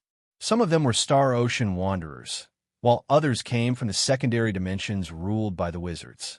In their own territories, they might be kings who ruled over tens of thousands of territories or powerful fighters who were respected by the people. But here, they were the most ordinary members of the noisy crowd. Many times, they were even associated with the word weak for the first time. This was the camp of the wizards, and naturally, the status of the wizards was the highest. Under normal circumstances, no outsider would dare to have a conflict with the wizards in the camp. Thus, even though Grim had concealed his identity, the faint energy aura that leaked out was enough for the people to not dare stop him. After passing through the market and the peripheral world, Grim soon arrived in front of the witchcraft barrier that covered the sky and the earth. Behind the barrier were two different worlds. Inside, there were birds chirping, flowers fragrant, and plants fragrant, while outside, there were raging winds and one energy whirlpool after another. Inside, there was lush green grass, while outside, there was a dark, barren, and strange steel rock. The rock here could withstand the erosion of energy hurricanes for thousands of years without collapsing. It was definitely the best material to build a wizard tower. Grim did not hesitate at all. He raised a dark red energy shield and walked out of the witchcraft barrier. Just as he stepped out of the wizard barrier, the energy shield outside his body crackled and splashed out dazzling sparks. Grim wasn't surprised by such a strange scene. He pulled up his hood and flew off the ground, propelled by a scarlet flame stream towards a distant place.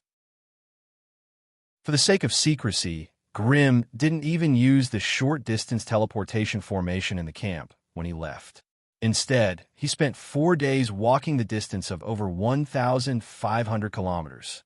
Only then did they arrive at the edge of the boulder where Exorder's camp was located. Here, light and order began to retreat, replaced by chaotic energy storms and void turbulence that was everywhere. Grim paused for a moment at the edge of the boulder. After getting his bearings, he once again flew towards the endless darkness with the help of the crimson flames. After transforming his bloodline into an astral beast, this terrifying region, filled with violent void energy, was no longer dangerous for him. Instead, it made him feel relaxed, as if he had returned home. He deactivated the energy shield and allowed the violent energy of the void to blow against his body without any obstructions. His chaotic body condensed into tiny energy vortexes around him, absorbing the turbulent energy that blew over. Some of the energy was absorbed into his body to supply Grim's elemental energy, while the rest was dispersed to counteract the violent void energy. When others entered the astral sea, not only could they not absorb void energy, their own strength would also be constantly consumed. However, with Grim's chaotic physique, absorbing this gentle void energy was as easy as breathing. As long as he didn't cast any large-scale spells, Grim's strength would not be consumed. Instead, it would slowly increase. As he flew quickly in the empty darkness, He could occasionally see the figures of boulders floating quietly in the dark void in the distance. Some of the boulders were only 100 meters wide, while others were as majestic as mountains. One could not help but wonder if some powerful being had used extraordinary power to move mountains out of some plain. However, these boulders of various sizes floated alone in the endless darkness, silently waiting for the end of their lives. Finally, Grim stopped in front of a particularly large boulder. This was a floating boulder that occupied an area of 100 kilometers, floating in the void like an upside-down pyramid. The exposed boulder below had been eroded by the void hurricane into densely packed holes that looked like a beehive. The exposed rock walls were covered in specks of strange light. It was obvious that this was in or rich in metal. It was also because of these metal or particles that the boulder could resist the void energy's corrosion day and night. Otherwise, it would have shattered into thousands of rock fragments and been devoured by this strange space, leaving not a single drop behind. This boulder obviously met Grim's requirements in every aspect. Therefore, after the explosion, Grim appeared on the slightly flat surface of the giant rock in the next moment. The surface of the boulder was 100 kilometers wide, but after deducting the strange terrain that was not suitable for humans to live in, the area that could be used to build a camp was only 30 to 40 kilometers wide. Grim tirelessly walked through every area on the surface of the boulder and finally found the most suitable spot near the core area. Here, Grim landed and released a grade 3 elemental equipment, allowing it to clear the ground that was as flat as a mirror. Next, Grim got busy and started drawing up a large-scale teleportation spell formation. Even with the help of the AI chip, Grim did not have to worry about any mistakes in drawing the spell formation. Even with Grim's chaotic physique, which allowed him to live peacefully in such a harsh environment, a large spell formation that spanned over 300 meters still took him half a month. 17 days later, when the large teleportation spell formation was finally completed, Grim heaved a sigh of relief. He took out large chests of magic crystals from his storage ring and handed them to the elemental equipment for it to be infused with energy. He then sat down cross-legged and closed his eyes to meditate. After reaching grade 4, this grade 3 elemental equipment could no longer be of much help to him. The elemental equipment that had been of great help to Grim could not even withstand a single attack from the enemy. It was about to be destroyed. Hence, in the recent battles, Grim did not even have the interest to let it fight, let alone the grade 3 elemental equipment. Even the blazing flame monarch set that Grim had personally forged had begun to take a back seat, becoming one of the first magic equipment that Grim would have to eliminate. The trip to the Arcane Empire had allowed Grim to obtain a batch of decent grade 4 equipment. Although their attributes were not completely compatible with Grim's fire energy, they could still be used to a certain extent with some modifications. At this stage, Grim was troubled by the fact that he couldn't find a suitable equipment for himself. While thinking about how to adjust his equipment in the future, Grim commanded the elemental equipment to insert magic crystals into the various magic nodes of the spell formation. Due to the lack of a stable and reliable energy source, Grim had no choice but to use magic crystals to support the large teleportation spell formation. The follow-up work lasted for another 2 days before it was finished. Once all the preparations were complete, Grim flew above the spell formation and began to guide the energy in the spell formation with his will.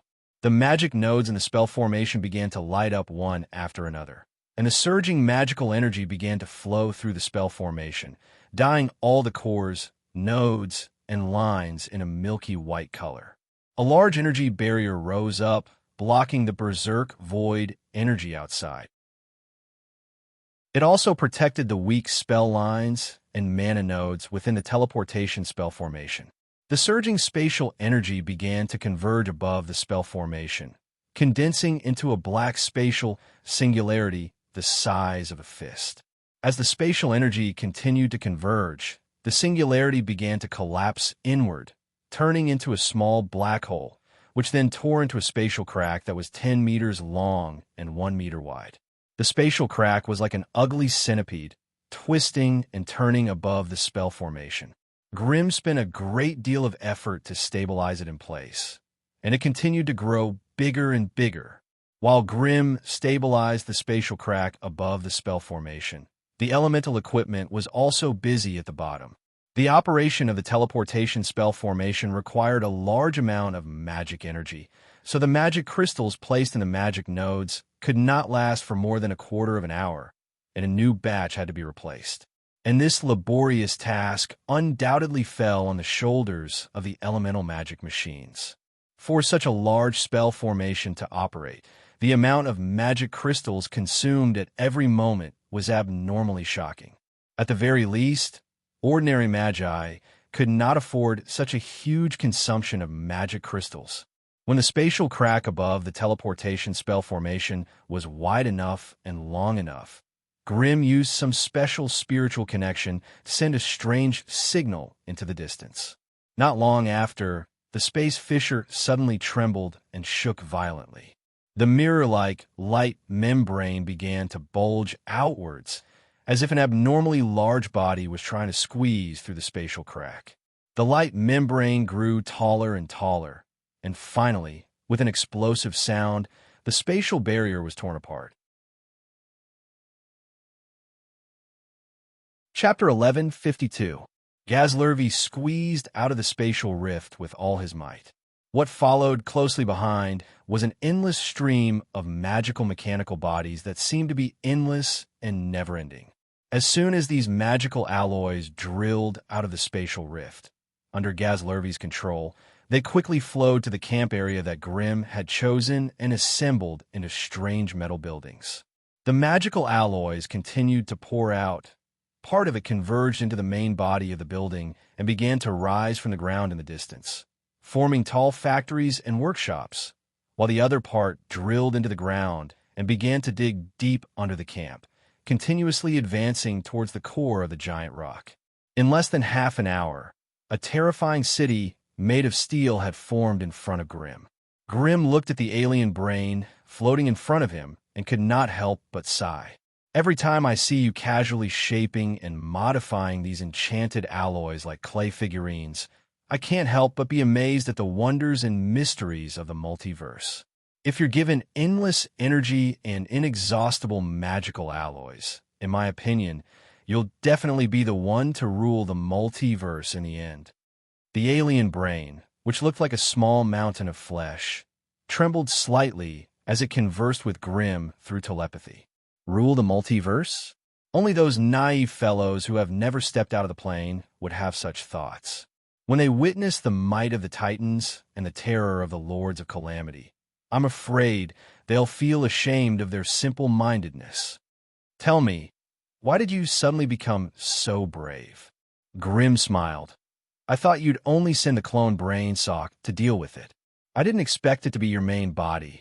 I'm just learning from you. Learning from me? Yes. When we first met, my lord was only a rank 1 magus. At this point, the alien brain paused for a moment, seeming to sigh. However, it quickly adjusted itself. When I joined the Lord's faction, you were already a grade 2 wizard. As for me, I was a grade 3 magus. It was this difference in strength that gave me a chance to escape from your control. But although I have seized many opportunities, the progress of your strength has far exceeded my expectations. When you reach grade 3, although I wasn't convinced, I still had hope in my heart. However, I heard some time ago that you have become a tier 4 sorcerer. At that time, I realized for the first time that I might never be able to escape from your control. And the cause of all this was my conservatism and cowardice. So many opportunities have been placed in front of me, but as long as there is the slightest possibility of threatening my main body, I will instinctively choose to retreat and give up. It is my personality that has caused me to have no way out now. So I plan to take a risk and chase after your footsteps. At least I won't let you leave me too far behind. This is the Outer Realms. Grim looked at the alien brain in surprise. The danger you might encounter here is far greater than inside the plane. Are you sure it's appropriate to place your main body here? Don't worry, Master. I have already sealed a portion of my brain in the Eternal Capital. If my body is destroyed, that part of my brain will spontaneously grow and become a new one. Alien monsters were alien monsters after all. They had a life form and a way to revive that humans could never hope to achieve. Grimm did not ask any more questions, instead calming his mind and silently observing the new steel city rising before his eyes. Due to the special nature of the outer realms, ordinary creatures could not survive here. Even Grade 2 and Grade 3 creatures were nothing more than cannon fodder that could be summoned at any time. That was why when Grimm wanted to establish a base in the outer realms, the first thing he thought of was the alien brain, Gazruvi. Only the alien brain, with its super magic furnace, endless magic energy, and Grimm's support of large amounts of magic alloys, could create a safe residence from nothing in this barren land so quickly. The magic alloys for the steel capital were already enough, and all sorts of resources poured out from the spatial cracks. No matter how powerful the alien brain was, it could not turn magic alloys into food, drink, or even magic machinery. That was why Grimm had used his authority as the head of the family to move almost half of the Crimson family's resources here. Only then did he fill up the storehouse's dugout from beneath the steel capital. After 2 hours of continuous operation, the teleportation spell formation finally reached its end. It had died of old age. As the magic nodes on the spell formation cracked one after another, the spatial cracks also disappeared with a violent tremor and distortion. At the last moment of the teleportation, 100 high-grade magical machine warriors came out of the spatial cracks and lined up neatly on the metal plaza in front of the steel capital's entrance.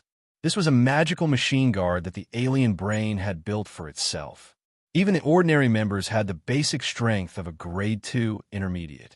As for the 5 magical machine captains, each of them had the strength of a Grade 3 primary. Master, the steel capital is finished. I'm going to start now. The alien brain greeted Grimm, and under the protection of the 100 magical machine guards, it floated into the steel capital. And as the abnormal brain and the super magic furnace that it brought along entered the city of steel, the previously lifeless metal frame immediately came to life in the next moment. Countless metal processing plants and smelting rooms were activated. Rock fragments dug out from underground were thrown into the grinding workshop, where they were stirred and crushed into fist-sized particles. They were then sent to the ore sorting center, where the metal-rich particles would be filtered out and sent to the smelting workshop, while the useless residue would be compressed into huge rock bricks to be used in the construction of the steel capital's outer buildings. In just half an hour, the first batch of alien metals had been compressed into metal ingots, which were sent to the metal storehouses on a conveyor belt. Grimm had also obtained a list of metals from the alien brain. It had to be said that there was no trash among the ores found in the outer realms. It was just a barren rock that no one paid attention to, but it had already found 37 types of rare metals and 164 types of magic alloys. All of them had some unknown magical properties. Actually, this was also conceivable. After all, the damaged planes had been swept into the void storm, and ordinary planar matter would have long been eroded by the violent and ferocious energy tides. Only the essence of these planes could withstand the ravages of the energy storm, and coincidentally be swept into the eye of the storm that was as calm as before. Moreover, they had been immersed in the eye of the storm for such a long time. Even if it was just a piece of ordinary steel, after being soaked in the energy for so long, it would probably mutate into some strange magic alloy that was hard to find in the outside world. Using such rare metals to create ordinary magical machine warriors was a little too extravagant. Hence, the newly refined metals were stored in the warehouse. The alien brain moved the ordinary magic alloys it had brought from the eternal capital onto the assembly line and began to forge batch after batch of metal magic machines. The first batch that walked down the assembly line were 300 engineering magic machines. They were also the tentacles and engineers that the alien brain used to control the steel capital. With their addition, the steel capital's vitality was fully unleashed. All the workshops, smelting rooms, conveyor belts, and processing plants began to operate at full capacity. The loud rumble of metal echoed across the land. After all, this was the territory of human sorcerers. 5 hours after the steel capital rose from the ground, a standard team of sorcerers appeared in the darkness near the giant rock. Their bodies were covered in colorful energy shields that flickered in the gentle tide of energy. The leader of the team, a grade 4 sorcerer, pulled down his hood and frowned as he looked at everything happening on the giant rock. He could not help but take out a sorcery crystal from his pocket and silently communicated with the headquarters. "Sir, is it a foreign race?" A grade 3 white-robed woman behind him asked in a low voice. She had a small, jade-white staff on her waist, and there were sparkling and beautiful ice crystals on it. It looks like it." The grade 4 sorcerer frowned. "I think I've heard of these metal life forms in some places. They seem to feed on metal and wander the depths of the galaxy in search of metal veins. It doesn't matter if it's a metallic life form or not. It's already trespassed into our Magi's territory. Just chase it away." Another boorish man who seemed to be a rank 3 refinement magus shouted without a care in the world. The 5 grade 2 sorcerers behind the team looked at the shocking scene in front of them, not daring to participate in the conversation between the high-grade sorcerers. While they were still discussing, the red light above the giant rock collapsed, and a hazy figure appeared not far in front of them. The members of the team immediately prepared for battle. The grade 4 sorcerer's body also flickered, and in an instant, he was covered in 7 different energy shields. However, when they saw the strange man who appeared from the flames and the golden wooden sign in his hand, they relaxed a little. The Tier 4 sorcerer in the lead was a man with a tan face that was long and thin, giving him an unprepossessing appearance. He looked at the golden wooden sign in Grimm's hand and took out a magic wand from his pocket. He waved it in front of the wooden sign, and the image of a burning iron fist and a long string of golden runes were immediately projected on the wooden sign. Grimm, grade 4 fire sorcerer, elder of the Scattered Tower Forest Association, leader of the Crimson family. The male sorcerer muttered the golden runes. As he read, he looked at Grimm with a strange expression. "So you're Wizard Grimm." Chapter 1153. Is there a problem? Seeing the strange expressions on the other party's faces, even Grimm was at a loss. "No, it's nothing." The male magus hurriedly hid his gaff with an awkward smile. Changing the topic, "We're from Camp Isorda's 53rd Squad, responsible for patrolling this area. May I know what you're doing here, sir?" Grimm smiled faintly. "Establishing a base. Establishing a base. My family wishes to participate in the foreign trade, so we need to establish a suitable base here. Is there some special rule in the camp that forbids us from doing so?" The male magus's expression stiffened, and he said hesitantly, "There isn't. However, most magus families who have just entered the foreign lands will find a way to establish their base within the Isorda camp. For someone like you, establishing a residence outside the camp, I don't think it's that safe, is it?" As the male magus spoke, the Tier 3 female magus behind the male magus suddenly cried out in surprise and whispered, "Sir, look." The male magus was slightly taken aback, and he looked down. Only then did he realize that the Steel City had undergone some strange changes in a short period of time. Metal fortresses had risen outside the Steel City, and cannons lined the sides of the fortresses. The blue cannons glinted with a cold glint under the dusky sky. Groups of tall metal magical machines marched out of the metal hall in an orderly fashion and began to station themselves in the fortresses. With the fixed magic cannons and mobile magical machines, the entire Steel City was like a fully armed hedgehog, displaying a frightening defense. Seeing this scene, the male magus could not help but nod inwardly. "It seems that you're very confident in establishing your family's base here, sir. According to the rules of the Isorda camp, any magus family that wishes to establish a base here has to submit an application to Lord Kaelf, and it can only be implemented with his approval. However, considering that you've established your family's base outside the camp, you're no longer restricted by the camp's rules. When we return, I'll help you make a report. Grim was naturally overjoyed to see how cooperative the other party was. The two of them hovered in the air and conversed for a while longer before waving goodbye and going their separate ways. The patrol team returned to the camp and reported the situation. Naturally, it caused quite a commotion, but Grim completely ignored them and stayed in Steel City to improve its defenses. At this point, although Grim had made rapid progress, the number of enemies he had offended was not small. If those fellows knew that Grim had established a foundation in the outer realm, they would definitely rush here to cause trouble. Therefore, before Grim considered victory, he asked the alien brain to build this fortress to be extremely sturdy. He had a feeling that if they didn't fight a few times with their enemies in outer space, it would be wishful thinking for the Crimson family to open their doors and do business. As for him, he was waiting for his enemies to walk right into his trap. Björning, the seat of the Northern Witch Council. In a side hall of the council hall, 8 witch leaders were sparsely seated on both sides of a long table. The leader of the Dark Witch, Circe, was making an impassioned declaration of war. Shuni's death was a conspiracy of those wizards. We must act immediately and exert pressure on the Scattered Towers. We must make them hand over the culprit, Grim. Everyone had long heard about the death of Shuni from the Dark Witches.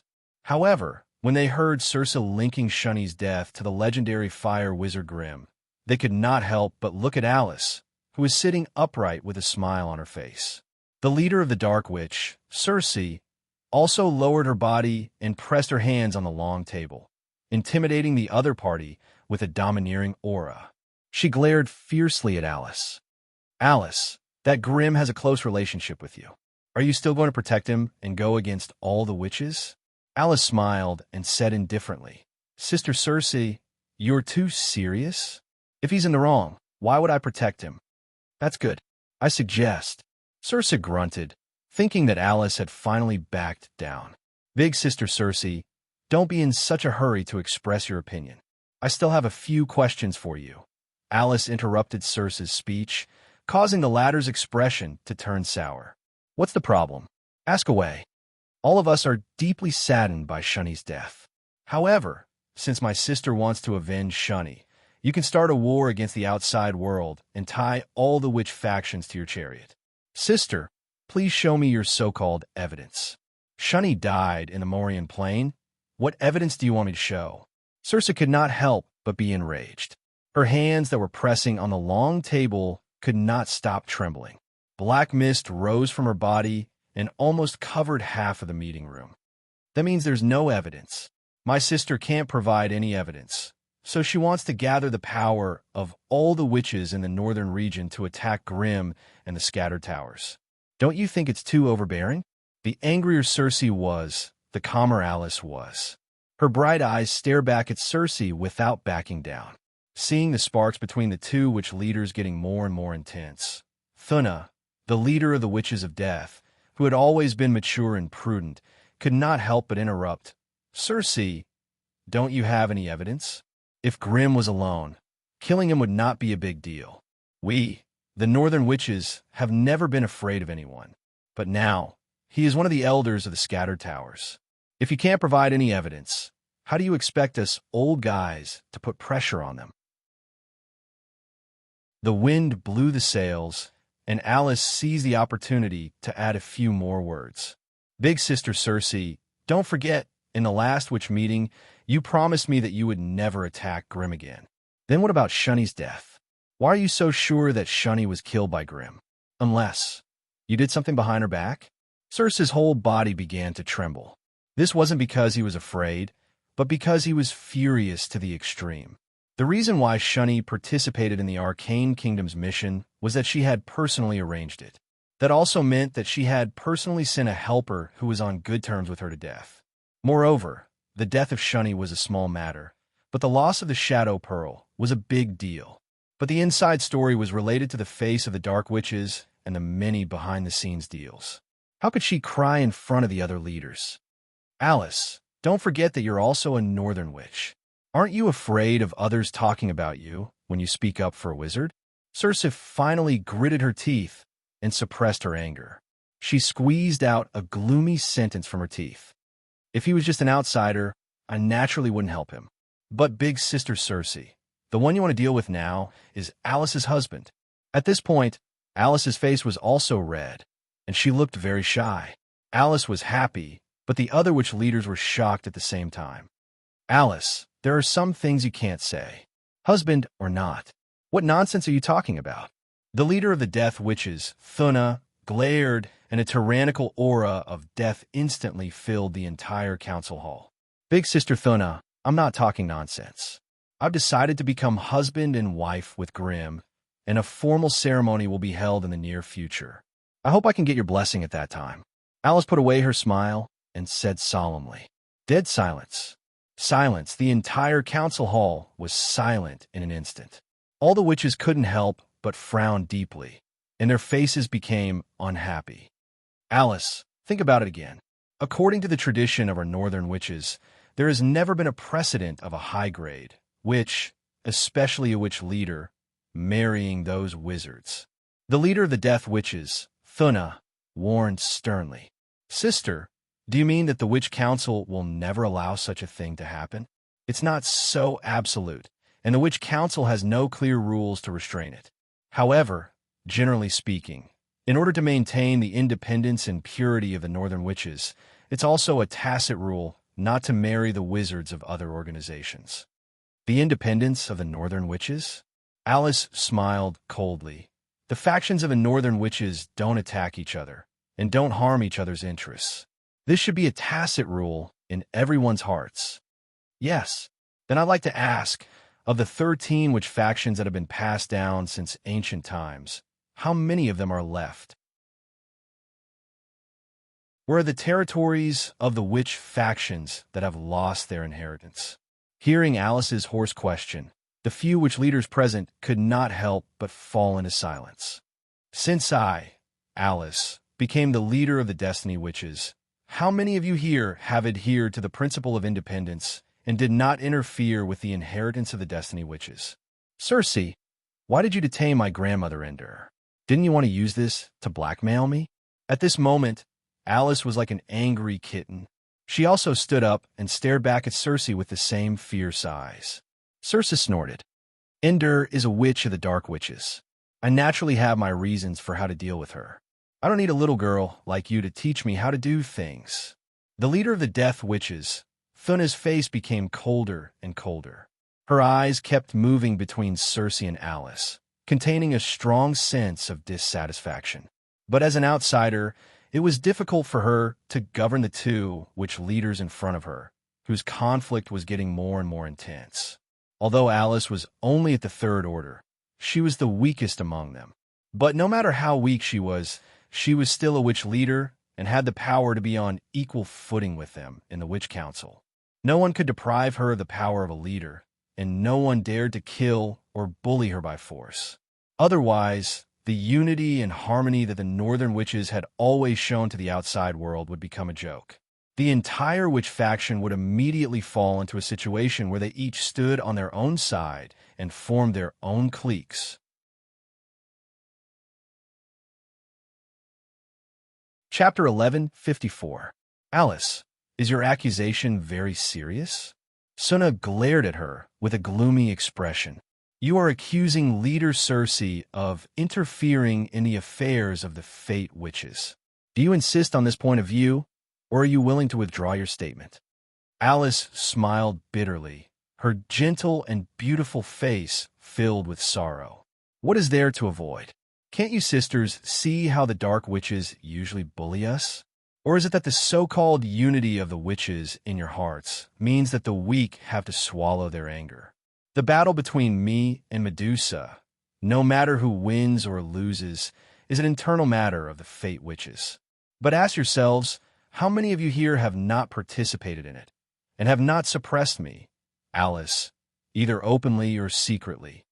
This is the independence of the witches and the neutrality you keep saying? Listening to Alice's harsh accusation, although the faces of the witches' leaders were all unhappy, no one stood up to refute her. None of them were blind or deaf.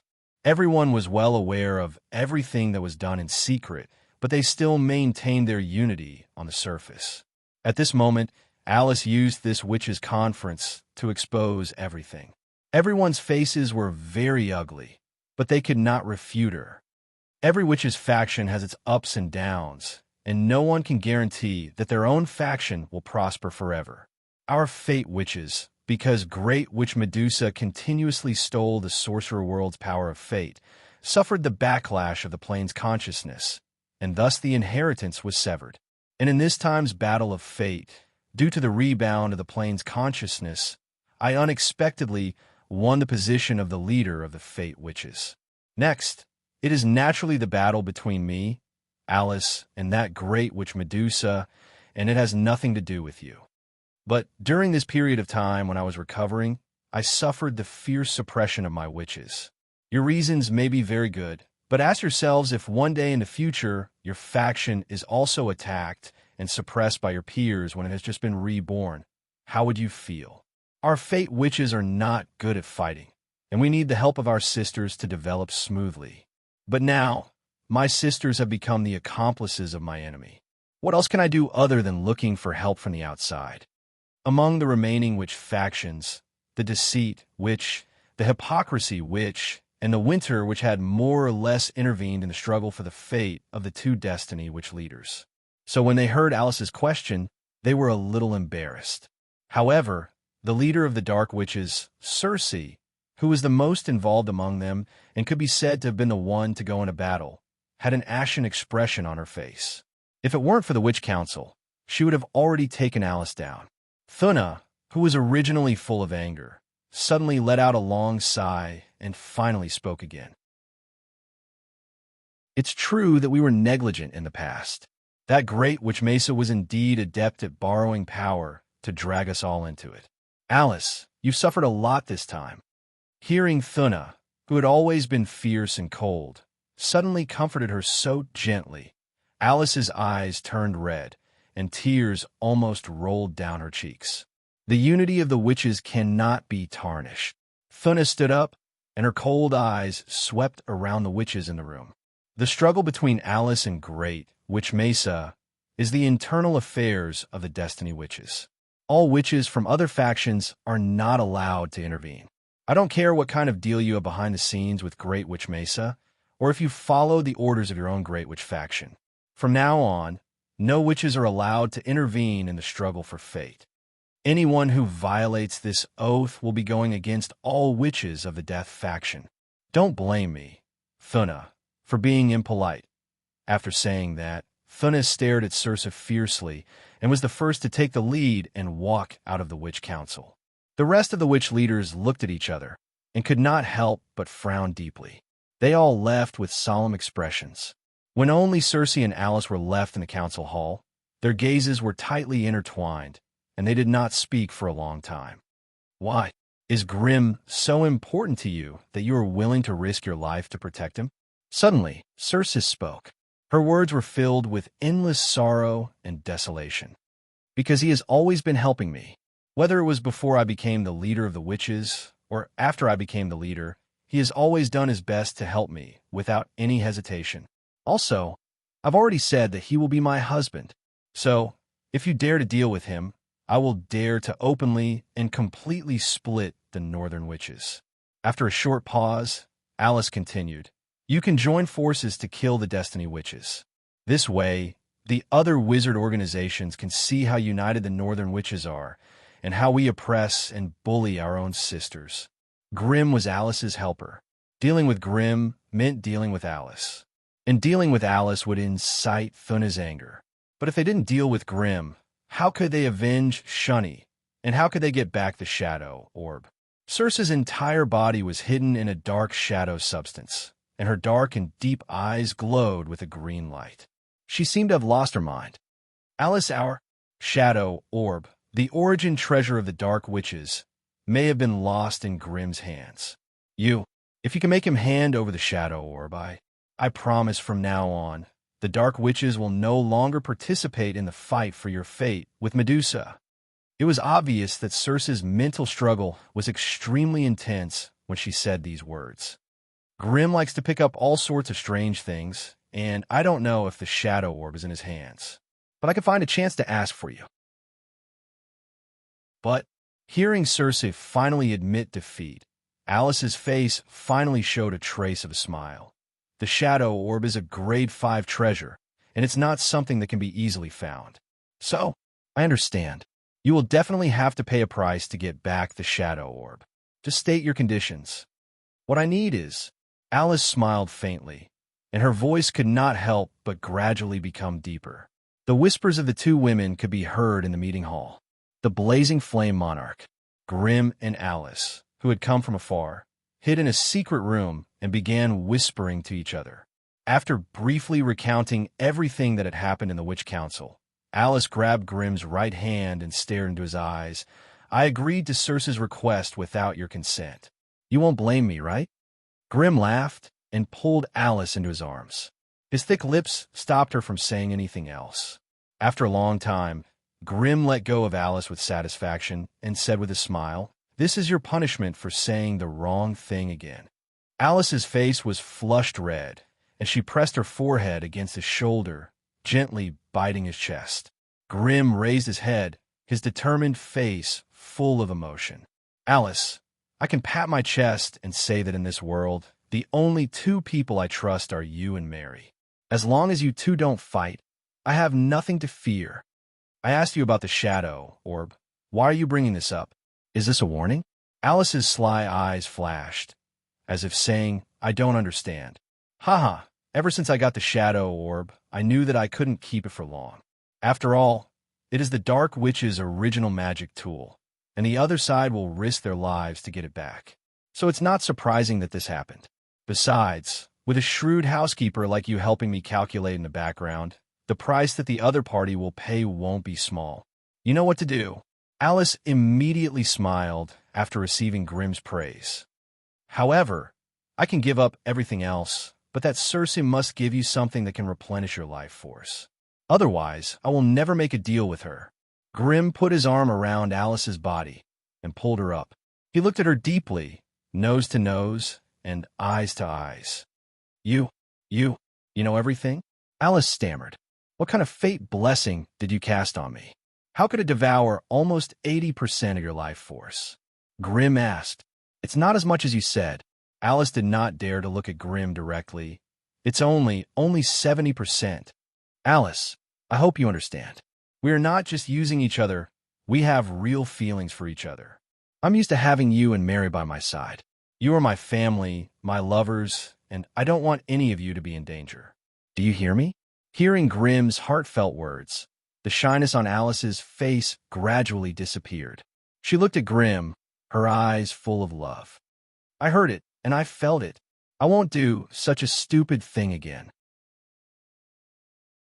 After saying this, Alice quickly pecked Grim on the lips and whispered in his ear, "Don't worry, there are items that can replenish life force among the things I blackmailed from Cersei. Together with the dimension's child you brought back from the other world, I'm confident that I can reach grade 4 in the shortest time possible." "Really?" Grim's eyes widened, and he looked pleasantly surprised. "I want to reach grade 4 as soon as possible." Alice leaned against Grim's chest and sighed. "Even the Destiny Witches only have some offensive abilities after reaching grade 4. Before that, I'm just a piece of trash that needs protection. I've had enough of this kind of life. It's time to show you the power of the Witches of Destiny."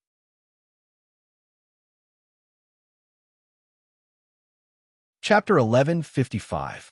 Blazing Flame Monarch, 5th level of the Wizard's Pagoda. Within the secret laboratory, Grim stood in front of a delicate and intricate alchemy experiment table, silently examining the resplendent image diamond in front of him. The image diamond was no longer dark and abstruse like before. Instead, it shone with a dazzling light, bright and mesmerizing.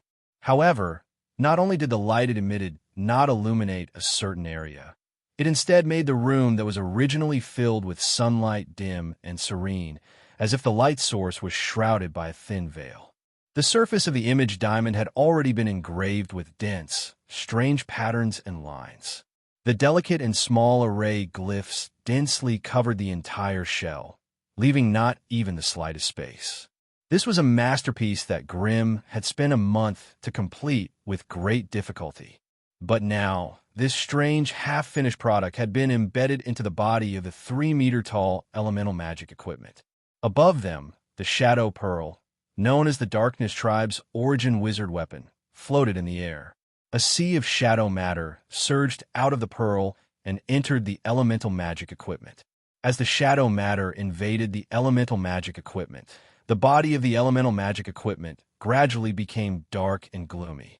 The edges of the metallic body that had been solid also became hazy and illusory, beginning to transform into the energy of the dark element.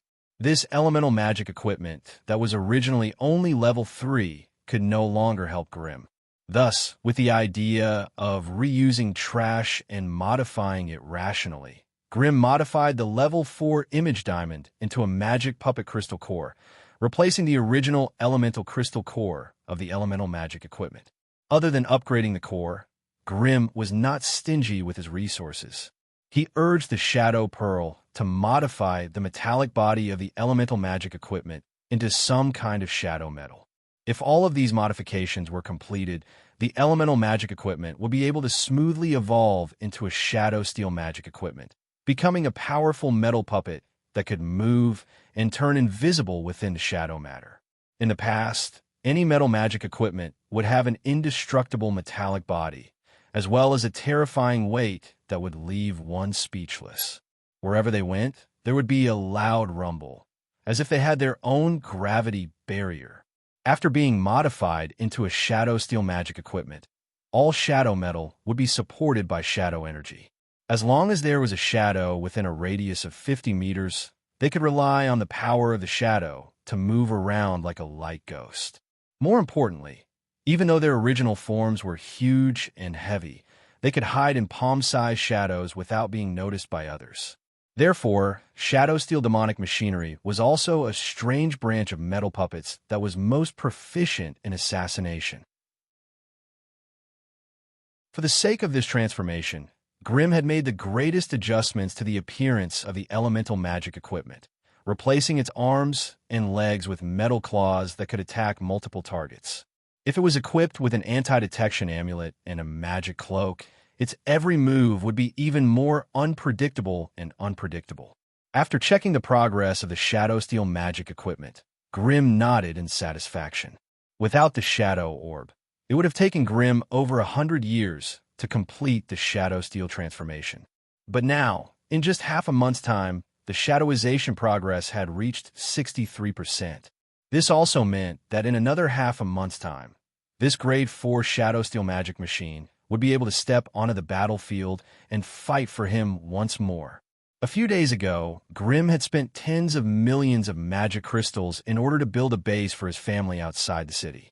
Only then did he manage to move Gaz Ruvi and his steel capital to the outskirts of Exidar's camp. The amount of resources consumed was so great that it could cause most Magus families to go bankrupt. Even the Crimson family, which had 2 well-developed resource planes, had some savings, but they had all been squandered away by Grimm's actions.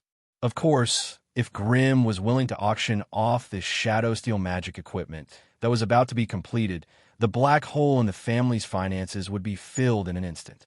A shadow steel magic equipment with steel armor could appear in the shadows like a specter assassin, and it could even cast most shadow abilities. Such a shadow steel magic equipment was more than enough to take on a grade 4 giant dragon on its own. On top of that, in order to increase its might, Grimm had used the gnome's latest memory metal and a small magic amplifier to create its new body. Hence, in Grimm's mind, the AI chip specification for the shadow steel magic equipment were: target name, shadow steel magic equipment target rank, mid-grade 4 target stats, strength 38, physique 44, agility 46, spirit 33. Target's description: possesses all low to mid-grade shadow abilities, as well as a large number of high-grade shadow abilities. Can freely shuttle through shadow matter. As long as there is shadow matter within a 50 m radius, the target's weight will be 0. Possesses a small shadow space. It can summon 3 shadow creatures to fight for it. Maximum jump distance, 700 m. Target's magic resistance, Basic elements: odd.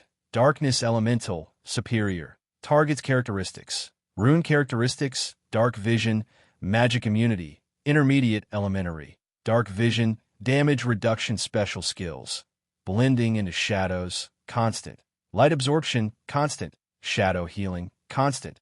Multi-attack. Dark elemental shock wave according to the AI.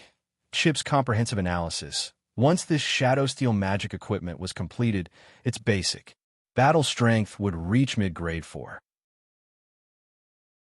Once it fully displayed its strengths, it could even display the terrifying battle strength of a high grade 4. After all, the Shadow Steel magic equipment was no longer a warrior that fought head-on. Instead, it had been modified into a ghostly assassin that could appear and disappear unpredictably. It was easy to imagine that when a Tier 4 intermediate steel assassin suddenly appeared from the shadows, any Tier 4 sorcerer fighting Grimm would be caught off guard and suffer a huge loss. After dealing with the Shadow Steel magic equipment, Grimm left the alchemy laboratory and went to another secret wizard room. The furnishings here were unusually simple. There was a stone table, a stone chair, and a thick book lying quietly on the stone table. However, the defenses here were unusually tight. The walls, floor, and ceiling were covered in strange, intricate runes. Together, they formed a small, almost self-contained space, separating the secret room from the rest of the wizard's pagoda. This way, nothing that happened in the secret room could be detected through divination or prophecy spells. This was the secret wizard room that Alice had personally built for Grimm, and it was also the prison for the Book of Wisdom. It couldn't be helped. Even though the Shadow Pearl was a level 5 holy item, it did not belong to anyone. Hence, he only needed to cast a simple fate protection to prevent the dark witches from detecting it. However, the Book of Wisdom was different. It was a level 5 divine weapon with a clear owner. With the support of the god of wisdom Jello's endless divine power, if he could not find a way to isolate the connection between the divine artifact and its master, Grimm would have to hold it in his hand at all times to prevent it from escaping. Hence, Grimm could only ask Alice to create a small space domain that was almost completely isolated from the outside world. Only then did the Book of Wisdom quiet down. Following the explosion of flames, Grimm's tall figure appeared in a corner of the secret room. This secret room was already isolated from the outside world, and there was no way to enter or exit. It could only be teleported through a fixed spatial waymark. The spatial waymark was controlled by Grimm alone, and even Alice and Mary did not know about it. This also prevented any possibility of information being leaked. After entering the secret room, Grimm coughed violently for a long time before carefully sitting in front of the stone table. He gently flipped open the Book of Wisdom. God is omnipotent. As far as the eye could see, there was only this simple sentence on the huge page. God is omnipotent. If the gods were so powerful, would there still be evil and filth in the world? Pretending to be mysterious, Grimm wanted to flip to the second page, but no matter how hard he tried, the remaining pages seemed to stick together and could not be lifted. But no matter how hard he tried, the remaining pages seemed to stick together, and he couldn't lift them at all. Could it be that the divine weapon that I snatched back with so much difficulty is still incomplete? Chip, help me analyze it. Grimm tried a few times, but to no avail. He could only close the door and release the Chip. Beep. Detected the existence of a divine weapon that was gathered with so much difficulty. Could it be that the divine weapon is incomplete? Chip, help me analyze it. Grimm tried a few times, but to no avail. He could only close the door and release the Chip. Become its resonance? What does that mean? It means to become a devout follower of the God of Wisdom. As long as the host's spiritual undulations are in sync with the divine weapon's divine weapon, you'll be able to read the rest of the book without any obstacles. Damn it! Are you trying to persuade me to change my faith? We Magi don't believe in any gods. We only believe in ourselves. Worshipping oneself is a different kind of faith. If the host doesn't intend to change his faith, You can refer to the book Gulliver's Self-Hypnosis. Grimm's face immediately revealed an embarrassed smile. Gulliver was also a magus who called himself the arcane trickster. He loved to research the divine spells of the gods. He discovered that the followers of the gods did not need to conduct any profound research to be able to display terrifying high-ranked divine spells under the blessings of the gods. In this aspect, the growth of followers of the gods was much easier than that of magi, and there was not as much risk. Because he knew how to obtain this power without sowing, Gulliver came up with an ingenious idea and researched a type of self-hypnosis technique. It allowed him to temporarily disguise himself as a devout follower of a great god and obtain some divine spells from the gods. If he only deceived one god, the number of divine spells he could obtain each day would be limited. However, Gulliver was a genius. With the powerful abilities of the arcane trickster, he could deceive tens of gods at the same time.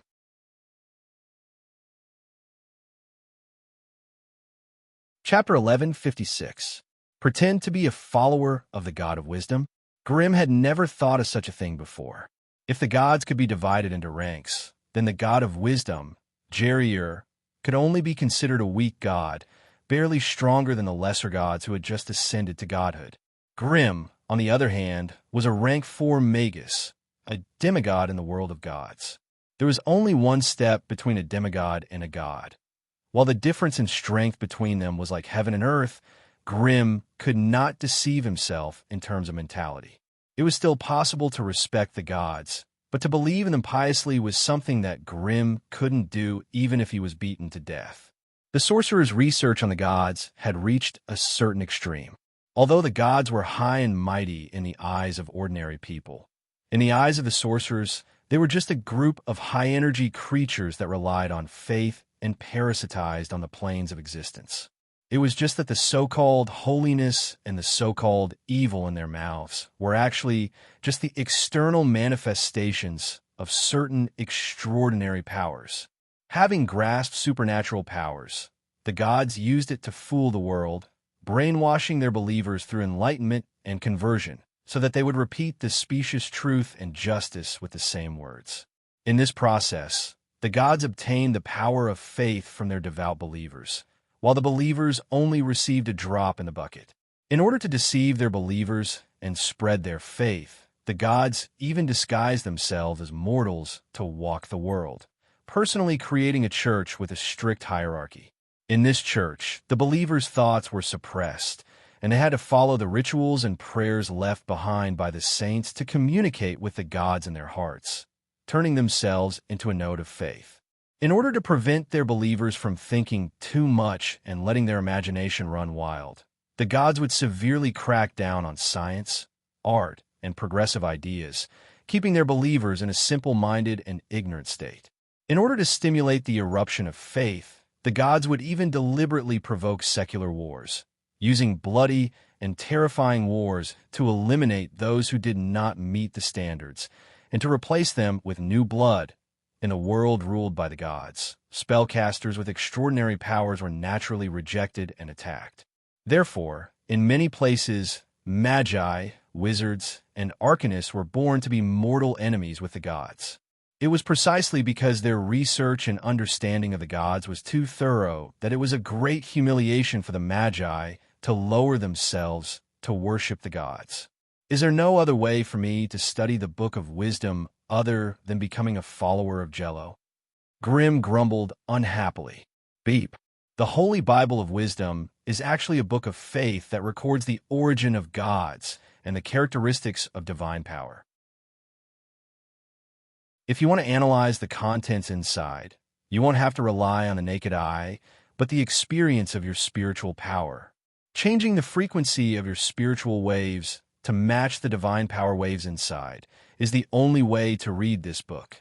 If it's just a simple change in the frequency of spiritual waves and not a change of faith, I can still accept it. Hey, Chip, are there any negative consequences from doing this? Beep. After changing the frequency of spiritual undulations, the host's thoughts will be infected by the divine power in the Wisdom Bible. Based on the current strength of the host's spiritual power, As long as it doesn't exceed 27 minutes and 53 seconds, there won't be any changes in the host's thoughts. After reading the Wisdom Bible, the host will need a long period of deep meditation to counteract the infection of the Wisdom Bible's divine power. Thought mutation? What kind of thought mutation?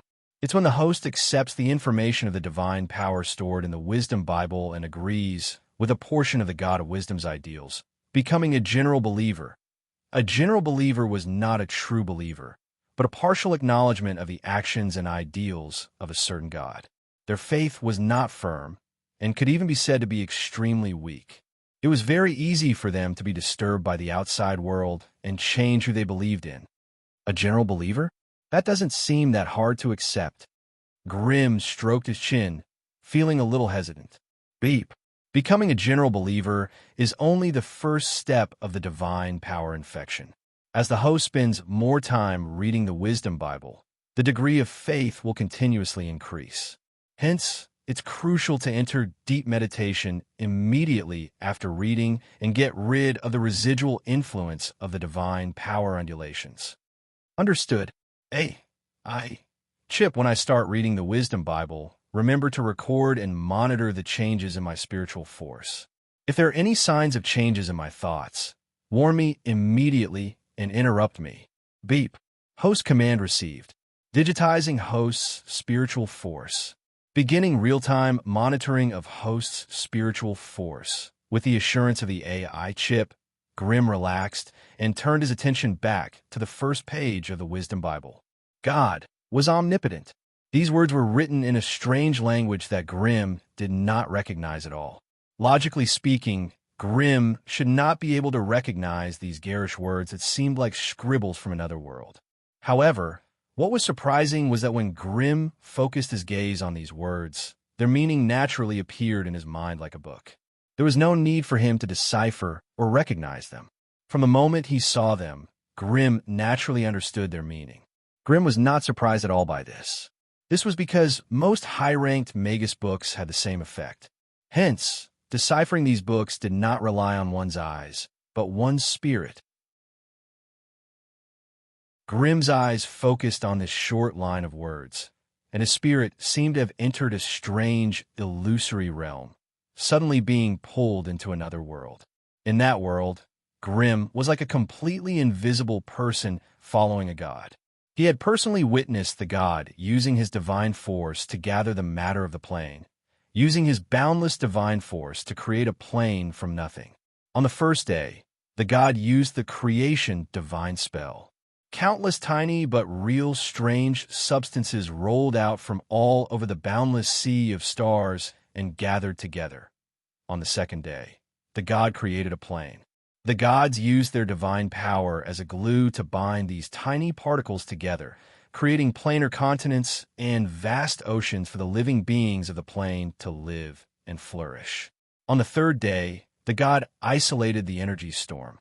After the creation of the plane, the god gathered his divine force to form a huge bubble that enveloped the plane, isolating it from the endless sea of stars. On the fourth day, the god created light. The moment the world barrier rose, the plane was completely formed. However, it was pitch black, and nothing could be seen. Hence, the god dragged the sun, moon, and stars from the depths of the sea of stars, placing them in the sky of the plane. On the fifth day, the god created life. Although the plane was vast and boundless, it was only a seemingly thin glass ball in the hands of the great god. The god lay on a glass ball and blew into it. Bits of divine power floated in the plane. Wherever it landed, it would combine with the matter there and form all sorts of animals and plants. On the sixth day, the god created intelligent races. The plane world became more and more lively, and the gods created many intelligent races according to their own shapes and sent them into the plane world. This was the leader that the god appointed for the plane. On the seventh day, the god became the guardian of the plane. After all this was done, the god went into a deep sleep, hoping to recover his strength. The god's divine force condensed into a human, elf, or orc, depending on the race of the reader, and began to walk the world, spreading civilization and spreading faith In the 7 days that the god created the world, Grimm's spiritual undulations gradually harmonized with the gods. From this act of splitting the heavens and earth apart, he was able to comprehend some of the laws of heaven and earth that he normally couldn't touch. However, just as Grimm was immersed in the majestic divine force that created the world and destroyed it with a flip of his hand, the entire illusory world suddenly began to collapse due to a sudden alarm. Beep. Warning, warning. Host thoughts have been invaded by a foreign energy, nearing a critical point. Awakening process activating. Grimm, who was formed from spiritual force, looked around blankly, only to see the entire world rapidly collapsing. The originally majestic and resplendent sea of stars suddenly shattered, and one by one, they turned into blazing fireballs that fell from the sky. The entire world began to burn soundlessly. In reality, Grimm, who had been sitting in front of the stone table without moving, suddenly held his head in his hands and began to cry out in pain. His unfocused eyes, however, became spirited and alert again in the midst of the intense headache. Grimm took in a deep breath, finally breaking free from the strange, illusory world that seemed to have no illusions. Chip, begin self-examination and provide me with a report. Beep. Mission accepted. Beginning self-examination. Beep. Beep. Self-examination complete. Generating report. With a flicker of light, a light screen was projected in Grimm's mind. His mental state was quickly displayed on it. Target creature, Grimm, host, target rank. Initial grade 4 target identity. Half-law magus, fire specialization. Target stats, strength 27-11, vitality 32-14, agility 18-8, spirit 41-29, target bloodline.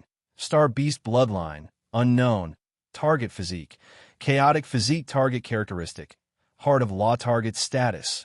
Origin injured. Soul in weakened state. Physical attributes weakened. Consciousness infected by foreign energy. Thoughts in process of mutation. Ever since returning from the Morian plane with injuries, Grimm's soul had been in a weakened state. The direct result of this was that his physical attributes had all fallen.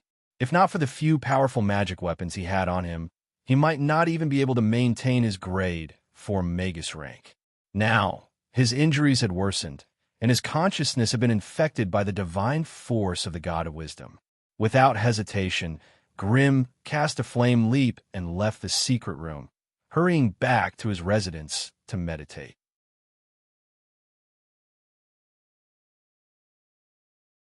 Chapter 11:57. Hiero was the god of wisdom. Although he wasn't a great god, he knew the secrets of the gods. Therefore, the Book of Wisdom that he created was undoubtedly an amazing artifact. After being bewitched and infected by the Book of Wisdom, Grimm had to go into deep meditation to get rid of the strange divine power. Although the process was extremely hard and difficult, it was worth it. At least, after reading the first chapter of the Book of Wisdom, Grimm's mental strength had increased from 40 to 41 points. That was his biggest gain. After entering grade 4, everyone knew how difficult it was to improve one's mental strength. Grimm had experienced a series of bloody battles in the Morian Plain. Coupled with the stimulation of the divine power in the Book of Wisdom, his mental strength, which had not been used for a long time, had increased by 1 point. It could be imagined that in the years to come, this Wisdom Bible would definitely increase his spiritual power by a lot. However, Grimm's soul had not recovered from the serious injury, and too frequent mental strength wasn't conducive to recovery. Therefore, according to the plan of the chip, Grimm could only read the Book of Wisdom once a month. And the rest of the time, Grimm used it to sort out and optimize the alternative knowledge from the Arcane Kingdom. Grimm had only sold the initial version of the levitation ring to Alfred, the Lord of Molten Castle. Obviously, he didn't want to use such simple knowledge himself. Therefore, the continuous optimization of the levitation ring technology was completed by the chip. However, compared with the low-level technology of the levitation ring, the thing that attracted Grimm's attention most in the knowledge system of the Arcane Kingdom was the terrifying demiplane fortress. The arcane kingdom had transformed many demiplanes into an indestructible fortress. Whenever the arcane kingdom needed to invade a certain plane world, the first to rush to the front was the half-bit wall as the foundation and the floating fortress as the firepower turret. It could be said that most of the hundreds of demi-planes dominated or ruled by the arcane kingdom in its heyday were taken down by the demi-plane fortress. However, if Grimm wanted to replicate the glory of the arcane kingdom, he had to thoroughly study the mana pool, the energy core, and other treasures of the arcane kingdom's knowledge system. This was an unusually large and complicated system of knowledge. Even with the help of the AI chip, it would take a long time for Grimm to transfer it to the mega system. Therefore, Grimm could only recuperate from his injuries while waiting for news from all sides. Half a month later, the first piece of good news came. The shadow steel magic tool in the alchemy laboratory had been successfully refined. After receiving the news, Grimm immediately rushed to the alchemy laboratory. There he saw a strange magic tool floating in the air, calmly waiting for him.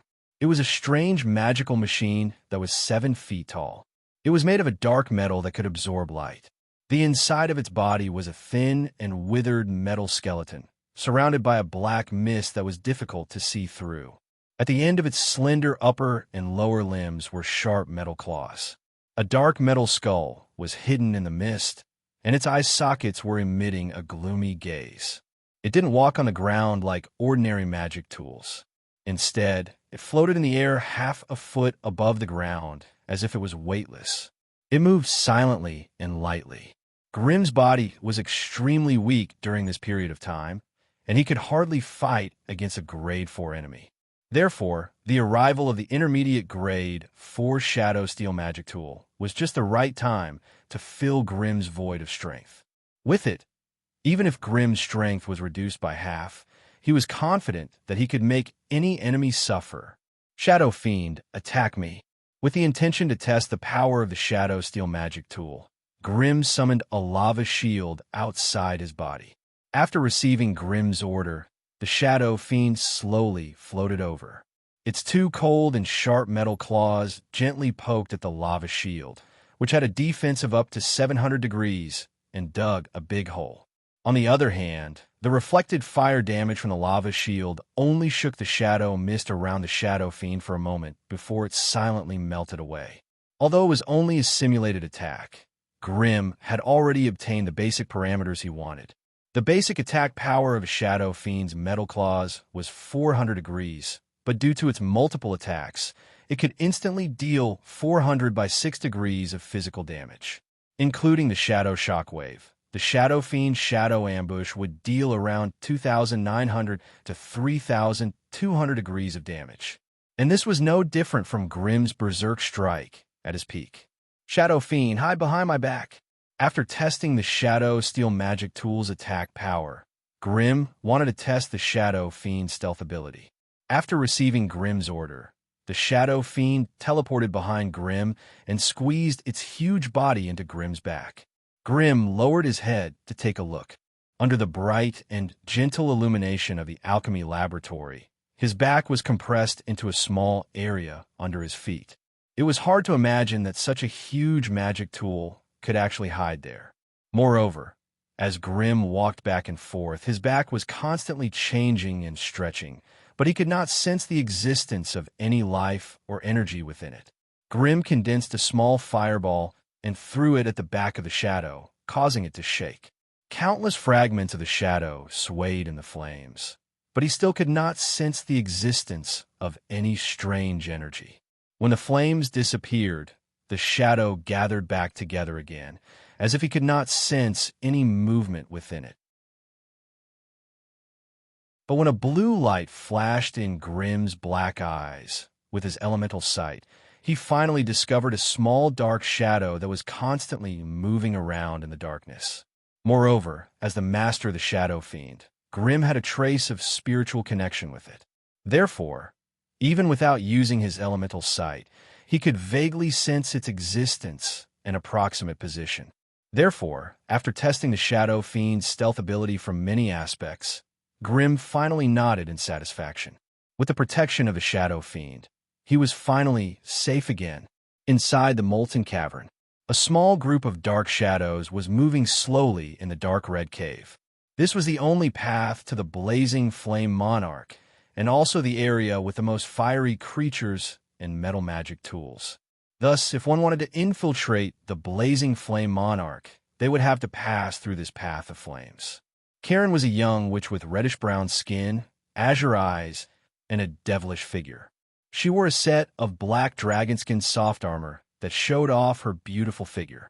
At this moment, she was wrapped in a layer of black mist, slowly swimming in the shadows of the metal magical machinery. Within the molten cavern, the metal magic tools were fixed guards, guarding every path in every cave. On the other hand, the flaming creatures were moving sentinels. They wandered aimlessly in the winding cave. Every time they discovered an intruder, all the sentinels would be instantly activated, using the most ferocious firepower to destroy the enemy halfway. Karen was only a Grade 3 Dark Witch, but she wanted to enter the private wizard's tower of a Grade 4 Legendary Fire Wizard. At any other time in the past, she would not have been so unwise. However, the strict orders from the family headquarters left her with no choice. She could only grit her teeth and carry out this terrifying mission that was almost impossible. Before coming here, she had already thoroughly investigated the legendary fire wizard Grim. However, the more she investigated, the more detailed the information she had, and the more terrified she became. This was no ordinary newly advanced rank 4 magus. His reputation and accomplishments were written with the blood of his enemies. What was even more terrifying was that the family headquarters had sent her to infiltrate his wizard's tower to investigate and steal the Shadow Pearl. This was what Karen was most shocked about, and what she found the most unbelievable. The Shadow Pearl. Wasn't that the most important sacred weapon of the Dark Tribe? How could it fall into the hands of a legendary fire wizard from the Central Continent who had nothing to do with them? Could it be that the people in charge of the family headquarters were a bunch of trash? After losing the Shadow Pearl, they did not even dare to start a war of darkness. As she cursed the higher-ups who had sent her here, Karen carefully avoided the fire creatures that were roaming around. She purposely chose metal magic devices to use as stepping stones as she traversed through the shadows. A moment ago, Karen was still hiding under the feet of a metal magic device in a fire cave. The next moment, she appeared in the shadows of the dome at the end of another tunnel. Perhaps the faint energy ripples that came along with the shadows had attracted the attention of some fire creatures. An exceptionally tall and mighty Inferno Guardian stopped in the tunnel and began to stare with its fiery eyes, scanning around the tunnel in confusion. Hiding in the shadows of the dome, Karen immediately became nervous.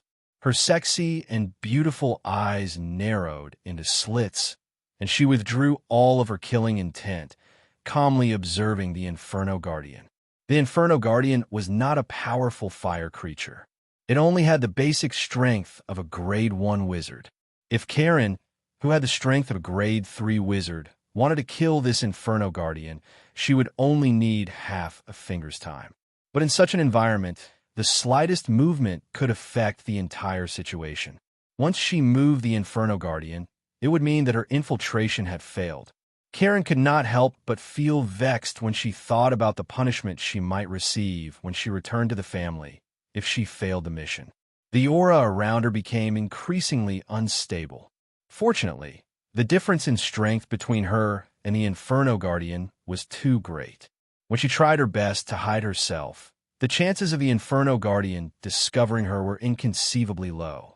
Thus, after inspecting the surroundings and finding nothing out of the ordinary, the Inferno Guardian let down its guard and continued to wander leisurely in the area where the fire element was unprecedentedly active.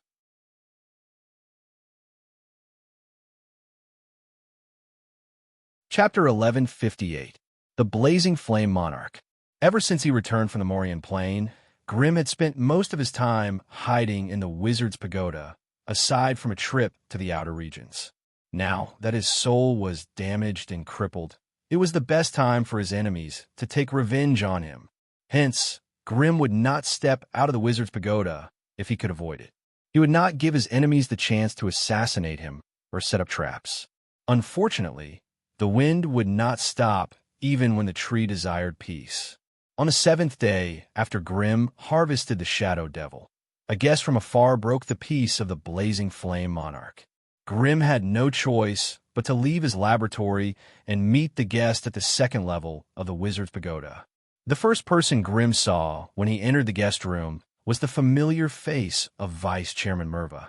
It had only been a few days since they last met, but this cunning vice chairman looked much more haggard than before. There were already signs of aging on him. This was not a common sight. At level 4, there were countless secret techniques, such as youth rejuvenation and other techniques. If it did not work, there were many ways to alter one's body so that one's appearance and figure could be maintained at their peak and most beautiful. Only when a level 4 magus entered the later stages of their lifespan, as their wizard power and mental energy weakened, would they show signs of aging that could not be concealed. Grimm had a feeling that Vice Chairman Merva would not live for more than 100 years. Grimm's gaze only lingered on Vice Chairman Merva for a moment before quickly turning to the other level 4 magus. He could sense that this unfamiliar level 4 magus was the main character of this trip. As for Vice President Merva, he was just a guest accompanying him. Welcome, welcome. It's rare for Vice Chairman Merva to visit my humble abode. I feel immensely honored. Grimm greeted Merva with a smile and naturally changed the topic to the other magus. Sir, you look unfamiliar. How should I address you? This unfamiliar male magus was obviously not from the Scattered Towers. He wore a purple robe and had a kind expression. He looked to be in his middle years and wore the unique magic badge of the Wizard Association on his chest. The Wizard Association. Grimm narrowed his eyes, already guessing the other party's intentions. You must be the famous legendary fire wizard Grimm. You're indeed, as the rumors say, young, promising, and talented. I'm Baloney from the Wizard Association. I have some questions that I'd like to ask you in person today. Baloney's face was full of a gentle smile, but the sharp eyes inadvertently revealed that he was not as easy to talk to as he looked on the surface. Since the two of you have something to talk about, I won't keep you company. Millwall was obviously a sly old fox. Although he was the one who accompanied them, he obviously didn't want to get involved. After a simple greeting, he turned around and left. When only Grimm and Baloney were left in the room, the latter finally spoke again. Mr. Grimm, it is said that our association's wizard Mangus traveled with you in the Morian Plain and returned to the Outer Realm together. Is this true? Not bad. That is to say, Wizard Mangus was still alive before he was teleported back to the Outer Realm, but he suddenly died during the teleportation, and his death has something to do with you. Baloney was still smiling as he asked, but there was a hidden sharpness in his words. He died by self-destructing, and the purpose of self-destructing was to kill me. I believe you can clearly investigate this if you visit the wizards who return at the same time, Grimm said calmly. Of course we have investigated. The conclusion is almost the same as what you have said. From the situation of the scene, it seems that Wizard Mangus took the initiative to attack you, so his death can't be completely blamed on you. However, what we're more concerned about is, why did he do this? Did he have some grudge against you, or was he controlled by someone else? This is the focus of our investigation now. Since you have been investigating for so long, you should have some conclusions by now. You can't possibly suspect that I was the one who controlled Mangus and caused him to almost kill me. Of course we won't suspect, Mr. Grimm. However, we must find a real culprit behind the scenes. Although Wizard Mangus's strength was a little weak, and he didn't have many connections, he was still an official high-ranking wizard registered in the Wizard Association. No matter who killed him, we, the Sorcerer Association, have a responsibility to investigate and exact revenge. The mastermind behind the scenes can easily control a rank 4 wizard, so it must be those old guys who are free and unfettered in the Outer Realm. Are you sure you have the ability to take revenge? Grimm squinted his eyes, and there was no trace of smile on his face. He seemed especially serious. This is not something you need to worry about, sir, Wizard Baloney said with a sincere smile on his face. It's not like we don't have a great wizard supporting us. We can deal with the internal affairs of the wizard world, but as for the affairs of the outer realm, as long as we report it, there will naturally be someone more powerful to deal with it. Therefore, we just need a name to confirm whether our investigation is correct or not. I'm sure Mr. Grimm won't mind telling us the name of the person who killed you, right? Grimm thought carefully for a long time, and finally squeezed out a name that he hated the most from the gaps of his teeth. Medusa. Being able to borrow the power of the Wizard Association to deal with Great Witch Medusa was a good thing that Grimm couldn't ask for more. However, introducing a bigger variable into the battle between Alice and Medusa was something that even Grimm couldn't estimate if it would have a negative impact on Alice. The battle between the two Witches of Destiny was too strange and too unbelievable. From all aspects, when Great Witch Medusa faced Alice, she had an overwhelming advantage in terms of strength. However, in the past series of remote battles, Great Witch Medusa had obviously lost her level. The death traps she created were full of mistakes, which did not match her status and strength. The reason why this happened was because she had unscrupulously interfered with the operation of the River of Destiny.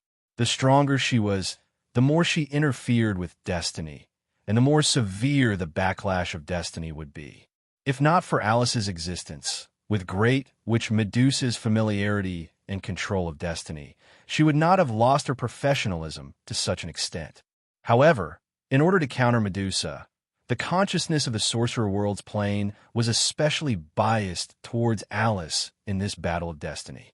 Once the two powerful witches, who were equally familiar with the operation of the River of Destiny, became enemies, the entire trajectory of destiny would be thrown into a complete mess. Overall, Great Witch Medusa was stronger, and she had thousands of years of planning and planning. Overall, she was still in a state of complete suppression. However, although Alice did not have the means to control the layout of destiny, she still had the ability to cause trouble and destruction. An incomparably huge metal puppet could be paralyzed by a small stone stuck in its core machinery. This was the case for Alice. Although she had no way to challenge Medusa's authority in the control of the River of Destiny, she could cause some small damage and cause Medusa's layout and plan to collapse because of a small accident. She still had this kind of ability. In the past, Alice had relied on this method to survive a series of attacks by Great Witch Medusa. However, she had hurt herself by harming the enemy 1,000 times. Alice, as well as her family and helpers, had also suffered a lot from the backlash of the plane. One of the main reasons why Alice had been hiding in the Tower of Destiny all year round, rarely communicating with the outside world, was because she did not want the backlash of destiny to affect her family. To put it bluntly, those who were not tough enough would definitely die a horrible death if they got too close to Alice. Grimm had made many enemies, going through one battle after another, and had to go through a test of life and death from time to time. This was the most fundamental reason. Destiny was treacherous and unpredictable. Destiny was capricious. It was precisely because of the unpredictable nature of destiny that Grimm became hesitant about revealing Medusa's name to the other party. It really is her. Upon hearing Medusa's name, Wizard Baloney's face did not show much surprise. Instead, he exchanged a few more words with Grimm, then got up and left. After Baloney left the Flame Monarch, Grimm stood in the guest hall for a while before returning to the upper levels of the Wizard's Pagoda. The experiment was a success. Be it the cunning Mirwa or Baloney from the Wizard Association, none of them detected the existence of the Shadow Demon. Of course, this was also because they were in Grimm's personal Wizard's Pagoda and did not dare to scan their surroundings with their mental energy. However, the fact that the newly created Shadow Demon had such concealment abilities was enough to make Grimm overjoyed. After returning to the upper levels of the Wizard's Pagoda, Grimm made another mental communication with the faraway Gargamel and received another piece of good news. The Crimson family in Molten City had signed a secret trade contract. In the future, The Crimson family would be able to exchange dragon blood, dragon bones, dragon crystals, and other high-level resources for the Kair's alloy produced by Molten City. According to the amount of the trade, Grimm estimated that they would be able to create a magic furnace every 2 months. This also meant that the Crimson family would have an additional floating battleship every 2 months. This was extremely important to the expansion of the Crimson family's strength. However, just as Grimm ended his mental communication with the Gargamel, the wizard's pagoda spirit suddenly sent him a warning.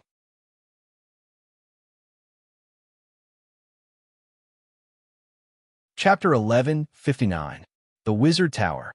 This was especially so for the private wizard pagoda of a level 4 wizard. It was a place of death filled with traps and mechanisms. For most regular magi, visiting a high-ranked magus residence in private was no less difficult and dangerous than exploring a dragon's nest. This little worm, of unknown origins, was clearly not someone to be trifled with. She had easily barged through the Molten Fire Cave, passed through the Molten Fire Hall, and snuck into the Flame Monarch while Grimm was opening the door of the wizard's pagoda to receive the 2 visitors.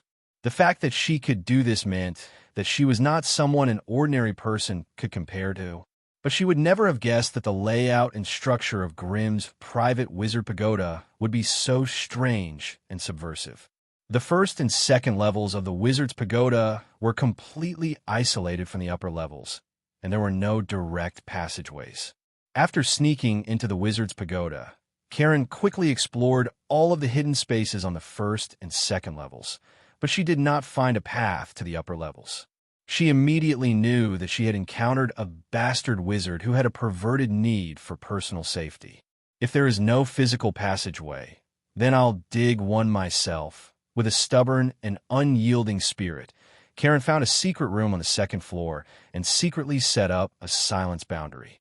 Then, she began to dig up the stone slabs on the ceiling in a frenzy.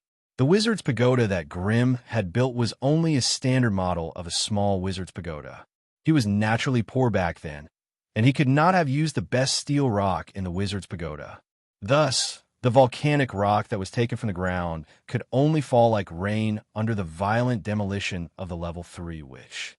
In an instant, a fist-sized hole was dug out. Unfortunately, not only did Karen not sense the presence of the upper levels of the wizard's pagoda through the hole, she even accidentally came into contact with a layer of space barrier. Only then did Karen realize that the damned fire wizard had not only sealed off the upper levels of the wizard's pagoda, he had also separated the second and third levels of the wizard's pagoda. The 2 levels of the wizard's pagoda seemed to be connected, but they actually belonged to 2 completely different dimensions. If he wanted to enter the upper level of the wizard pagoda, he had to use a fixed teleportation formation spell or use the short-distance teleportation spell like Grimm. But to use the short-distance teleportation spell, he had to obtain the specific dimensional waymark of the wizard pagoda's upper level, as well as the teleportation authority of the wizard pagoda's tower spirit. This time, Karen was completely blinded. Although she was proficient in shadow jumping and could pass through as long as there was a shadow, she was still able to do so. However, the spatial barrier in front of them blocked all paths forward. If she were to jump around aimlessly, she might still be on the second level of the wizard's pagoda at one moment, and in the next moment, she might be thrown into the dangerous interdimensional layer by the space turbulence. After all, the transfer point for all spatial spells was the space layer, which was the mysterious and terrifying region between the 2 layers of the dimensional barrier. Although the environment there was much better than the outer void, it was still a perilous place for an unprepared Tier 3 Dark Witch. Just as Karen was panicking, not knowing how to sneak into the upper level of the wizard's pagoda, her every move was captured by the wizard's pagoda's tower spirit. Through the surveillance crystal, Grimm looked at the hateful thief who was sneaking around in his home. He frowned and said coldly, "Shadow Devil, go and catch her for me." After he finished speaking, the room was still calm, and he could not sense any movement. However, the strange shadow of the shadow demon was no longer in Grimm's shadow. Karen weaved through the shadows quickly. Every time she jumped, she would pass through one or several walls and appear in a completely unfamiliar room. Karen held her breath and concentrated. She hid in the shadows and quietly sized up the entire secret room. If there was something she was interested in, she would stop and sneak closer to investigate. If there was nothing out of the ordinary, she would jump out again and emerge from the shadows of another secret room. As a dark witch, the place where shadow energy existed was their world. As long as there were no energy barriers or witchcraft boundaries, they would be able to move freely like fishes in a river. They could go anywhere they wanted to go and create a splash. But this kind of leisure could not last long. As Karen moved slowly in a wide wizard hall, she suddenly turned around and looked at a corner of the hall. There, in the shadow of a pillar, she suddenly felt a strange ripple of shadow energy. This was not an elemental ripple produced by an explosion of shadow energy, but the ripple of energy caused by a creature moving in the shadow. As an elite among the dark witches, Karen could not be more familiar with this kind of energy ripple. Could there be other shadow creatures here? Karen could not help but mutter to herself. In order to protect themselves and their property, high-level wizards would often raise all kinds of strange and ferocious wizard beasts or summon creatures in the wizard's pagoda, so it was not impossible for some shadow creatures to appear. Thinking of this, Karen could not help but feel nervous. She hid in the shadows and silently observed the deep darkness. She could feel that there was something strange about the shadow there. It was like boiling water, much more active and restless than other places. And in the deep darkness, there was a gigantic shadow monster, baring its fangs and brandishing its claws, looking like it was about to devour someone. Karen held her breath and focused, silently casting a shadow wizard spell, wanting to investigate the other party's background. But just as the ripples of the wizard's spell had not dissipated, her expression changed drastically, and her figure flickered in the darkness, disappearing from where she stood. Almost at the instant she disappeared, a strange creature, several times her size, suddenly appeared in the depths of the darkness.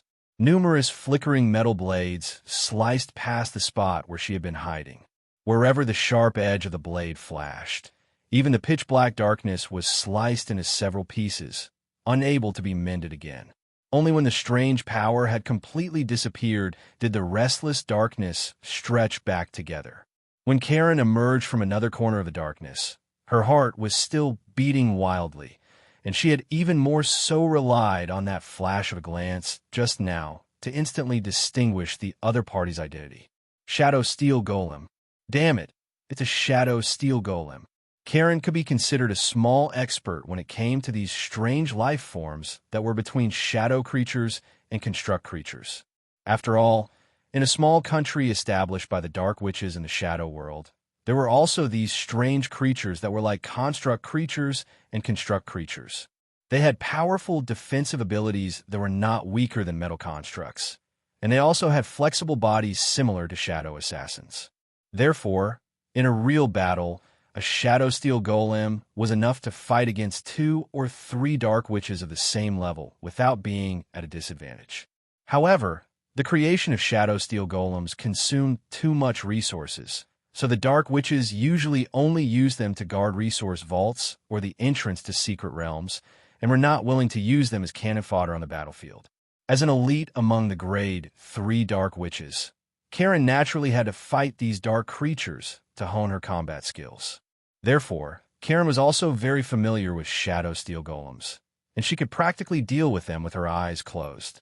Hence, when Karen sensed a sudden fluctuation in the shadow substance beside her, she did not hesitate to jump out again.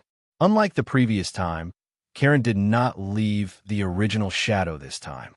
Moreover, the moment she jumped away, she stretched out her foot and lightly stepped on the shadow, instantly releasing a strange spell. After the first pounce failed, the shadow fiend was unperturbed. It quickly locked onto the direction in which the grade 3 dark witch had escaped and pounced over without hesitation. Strangely, the moment that strange shadow appeared, the surrounding darkness that was originally as calm as water suddenly became viscous and flowing.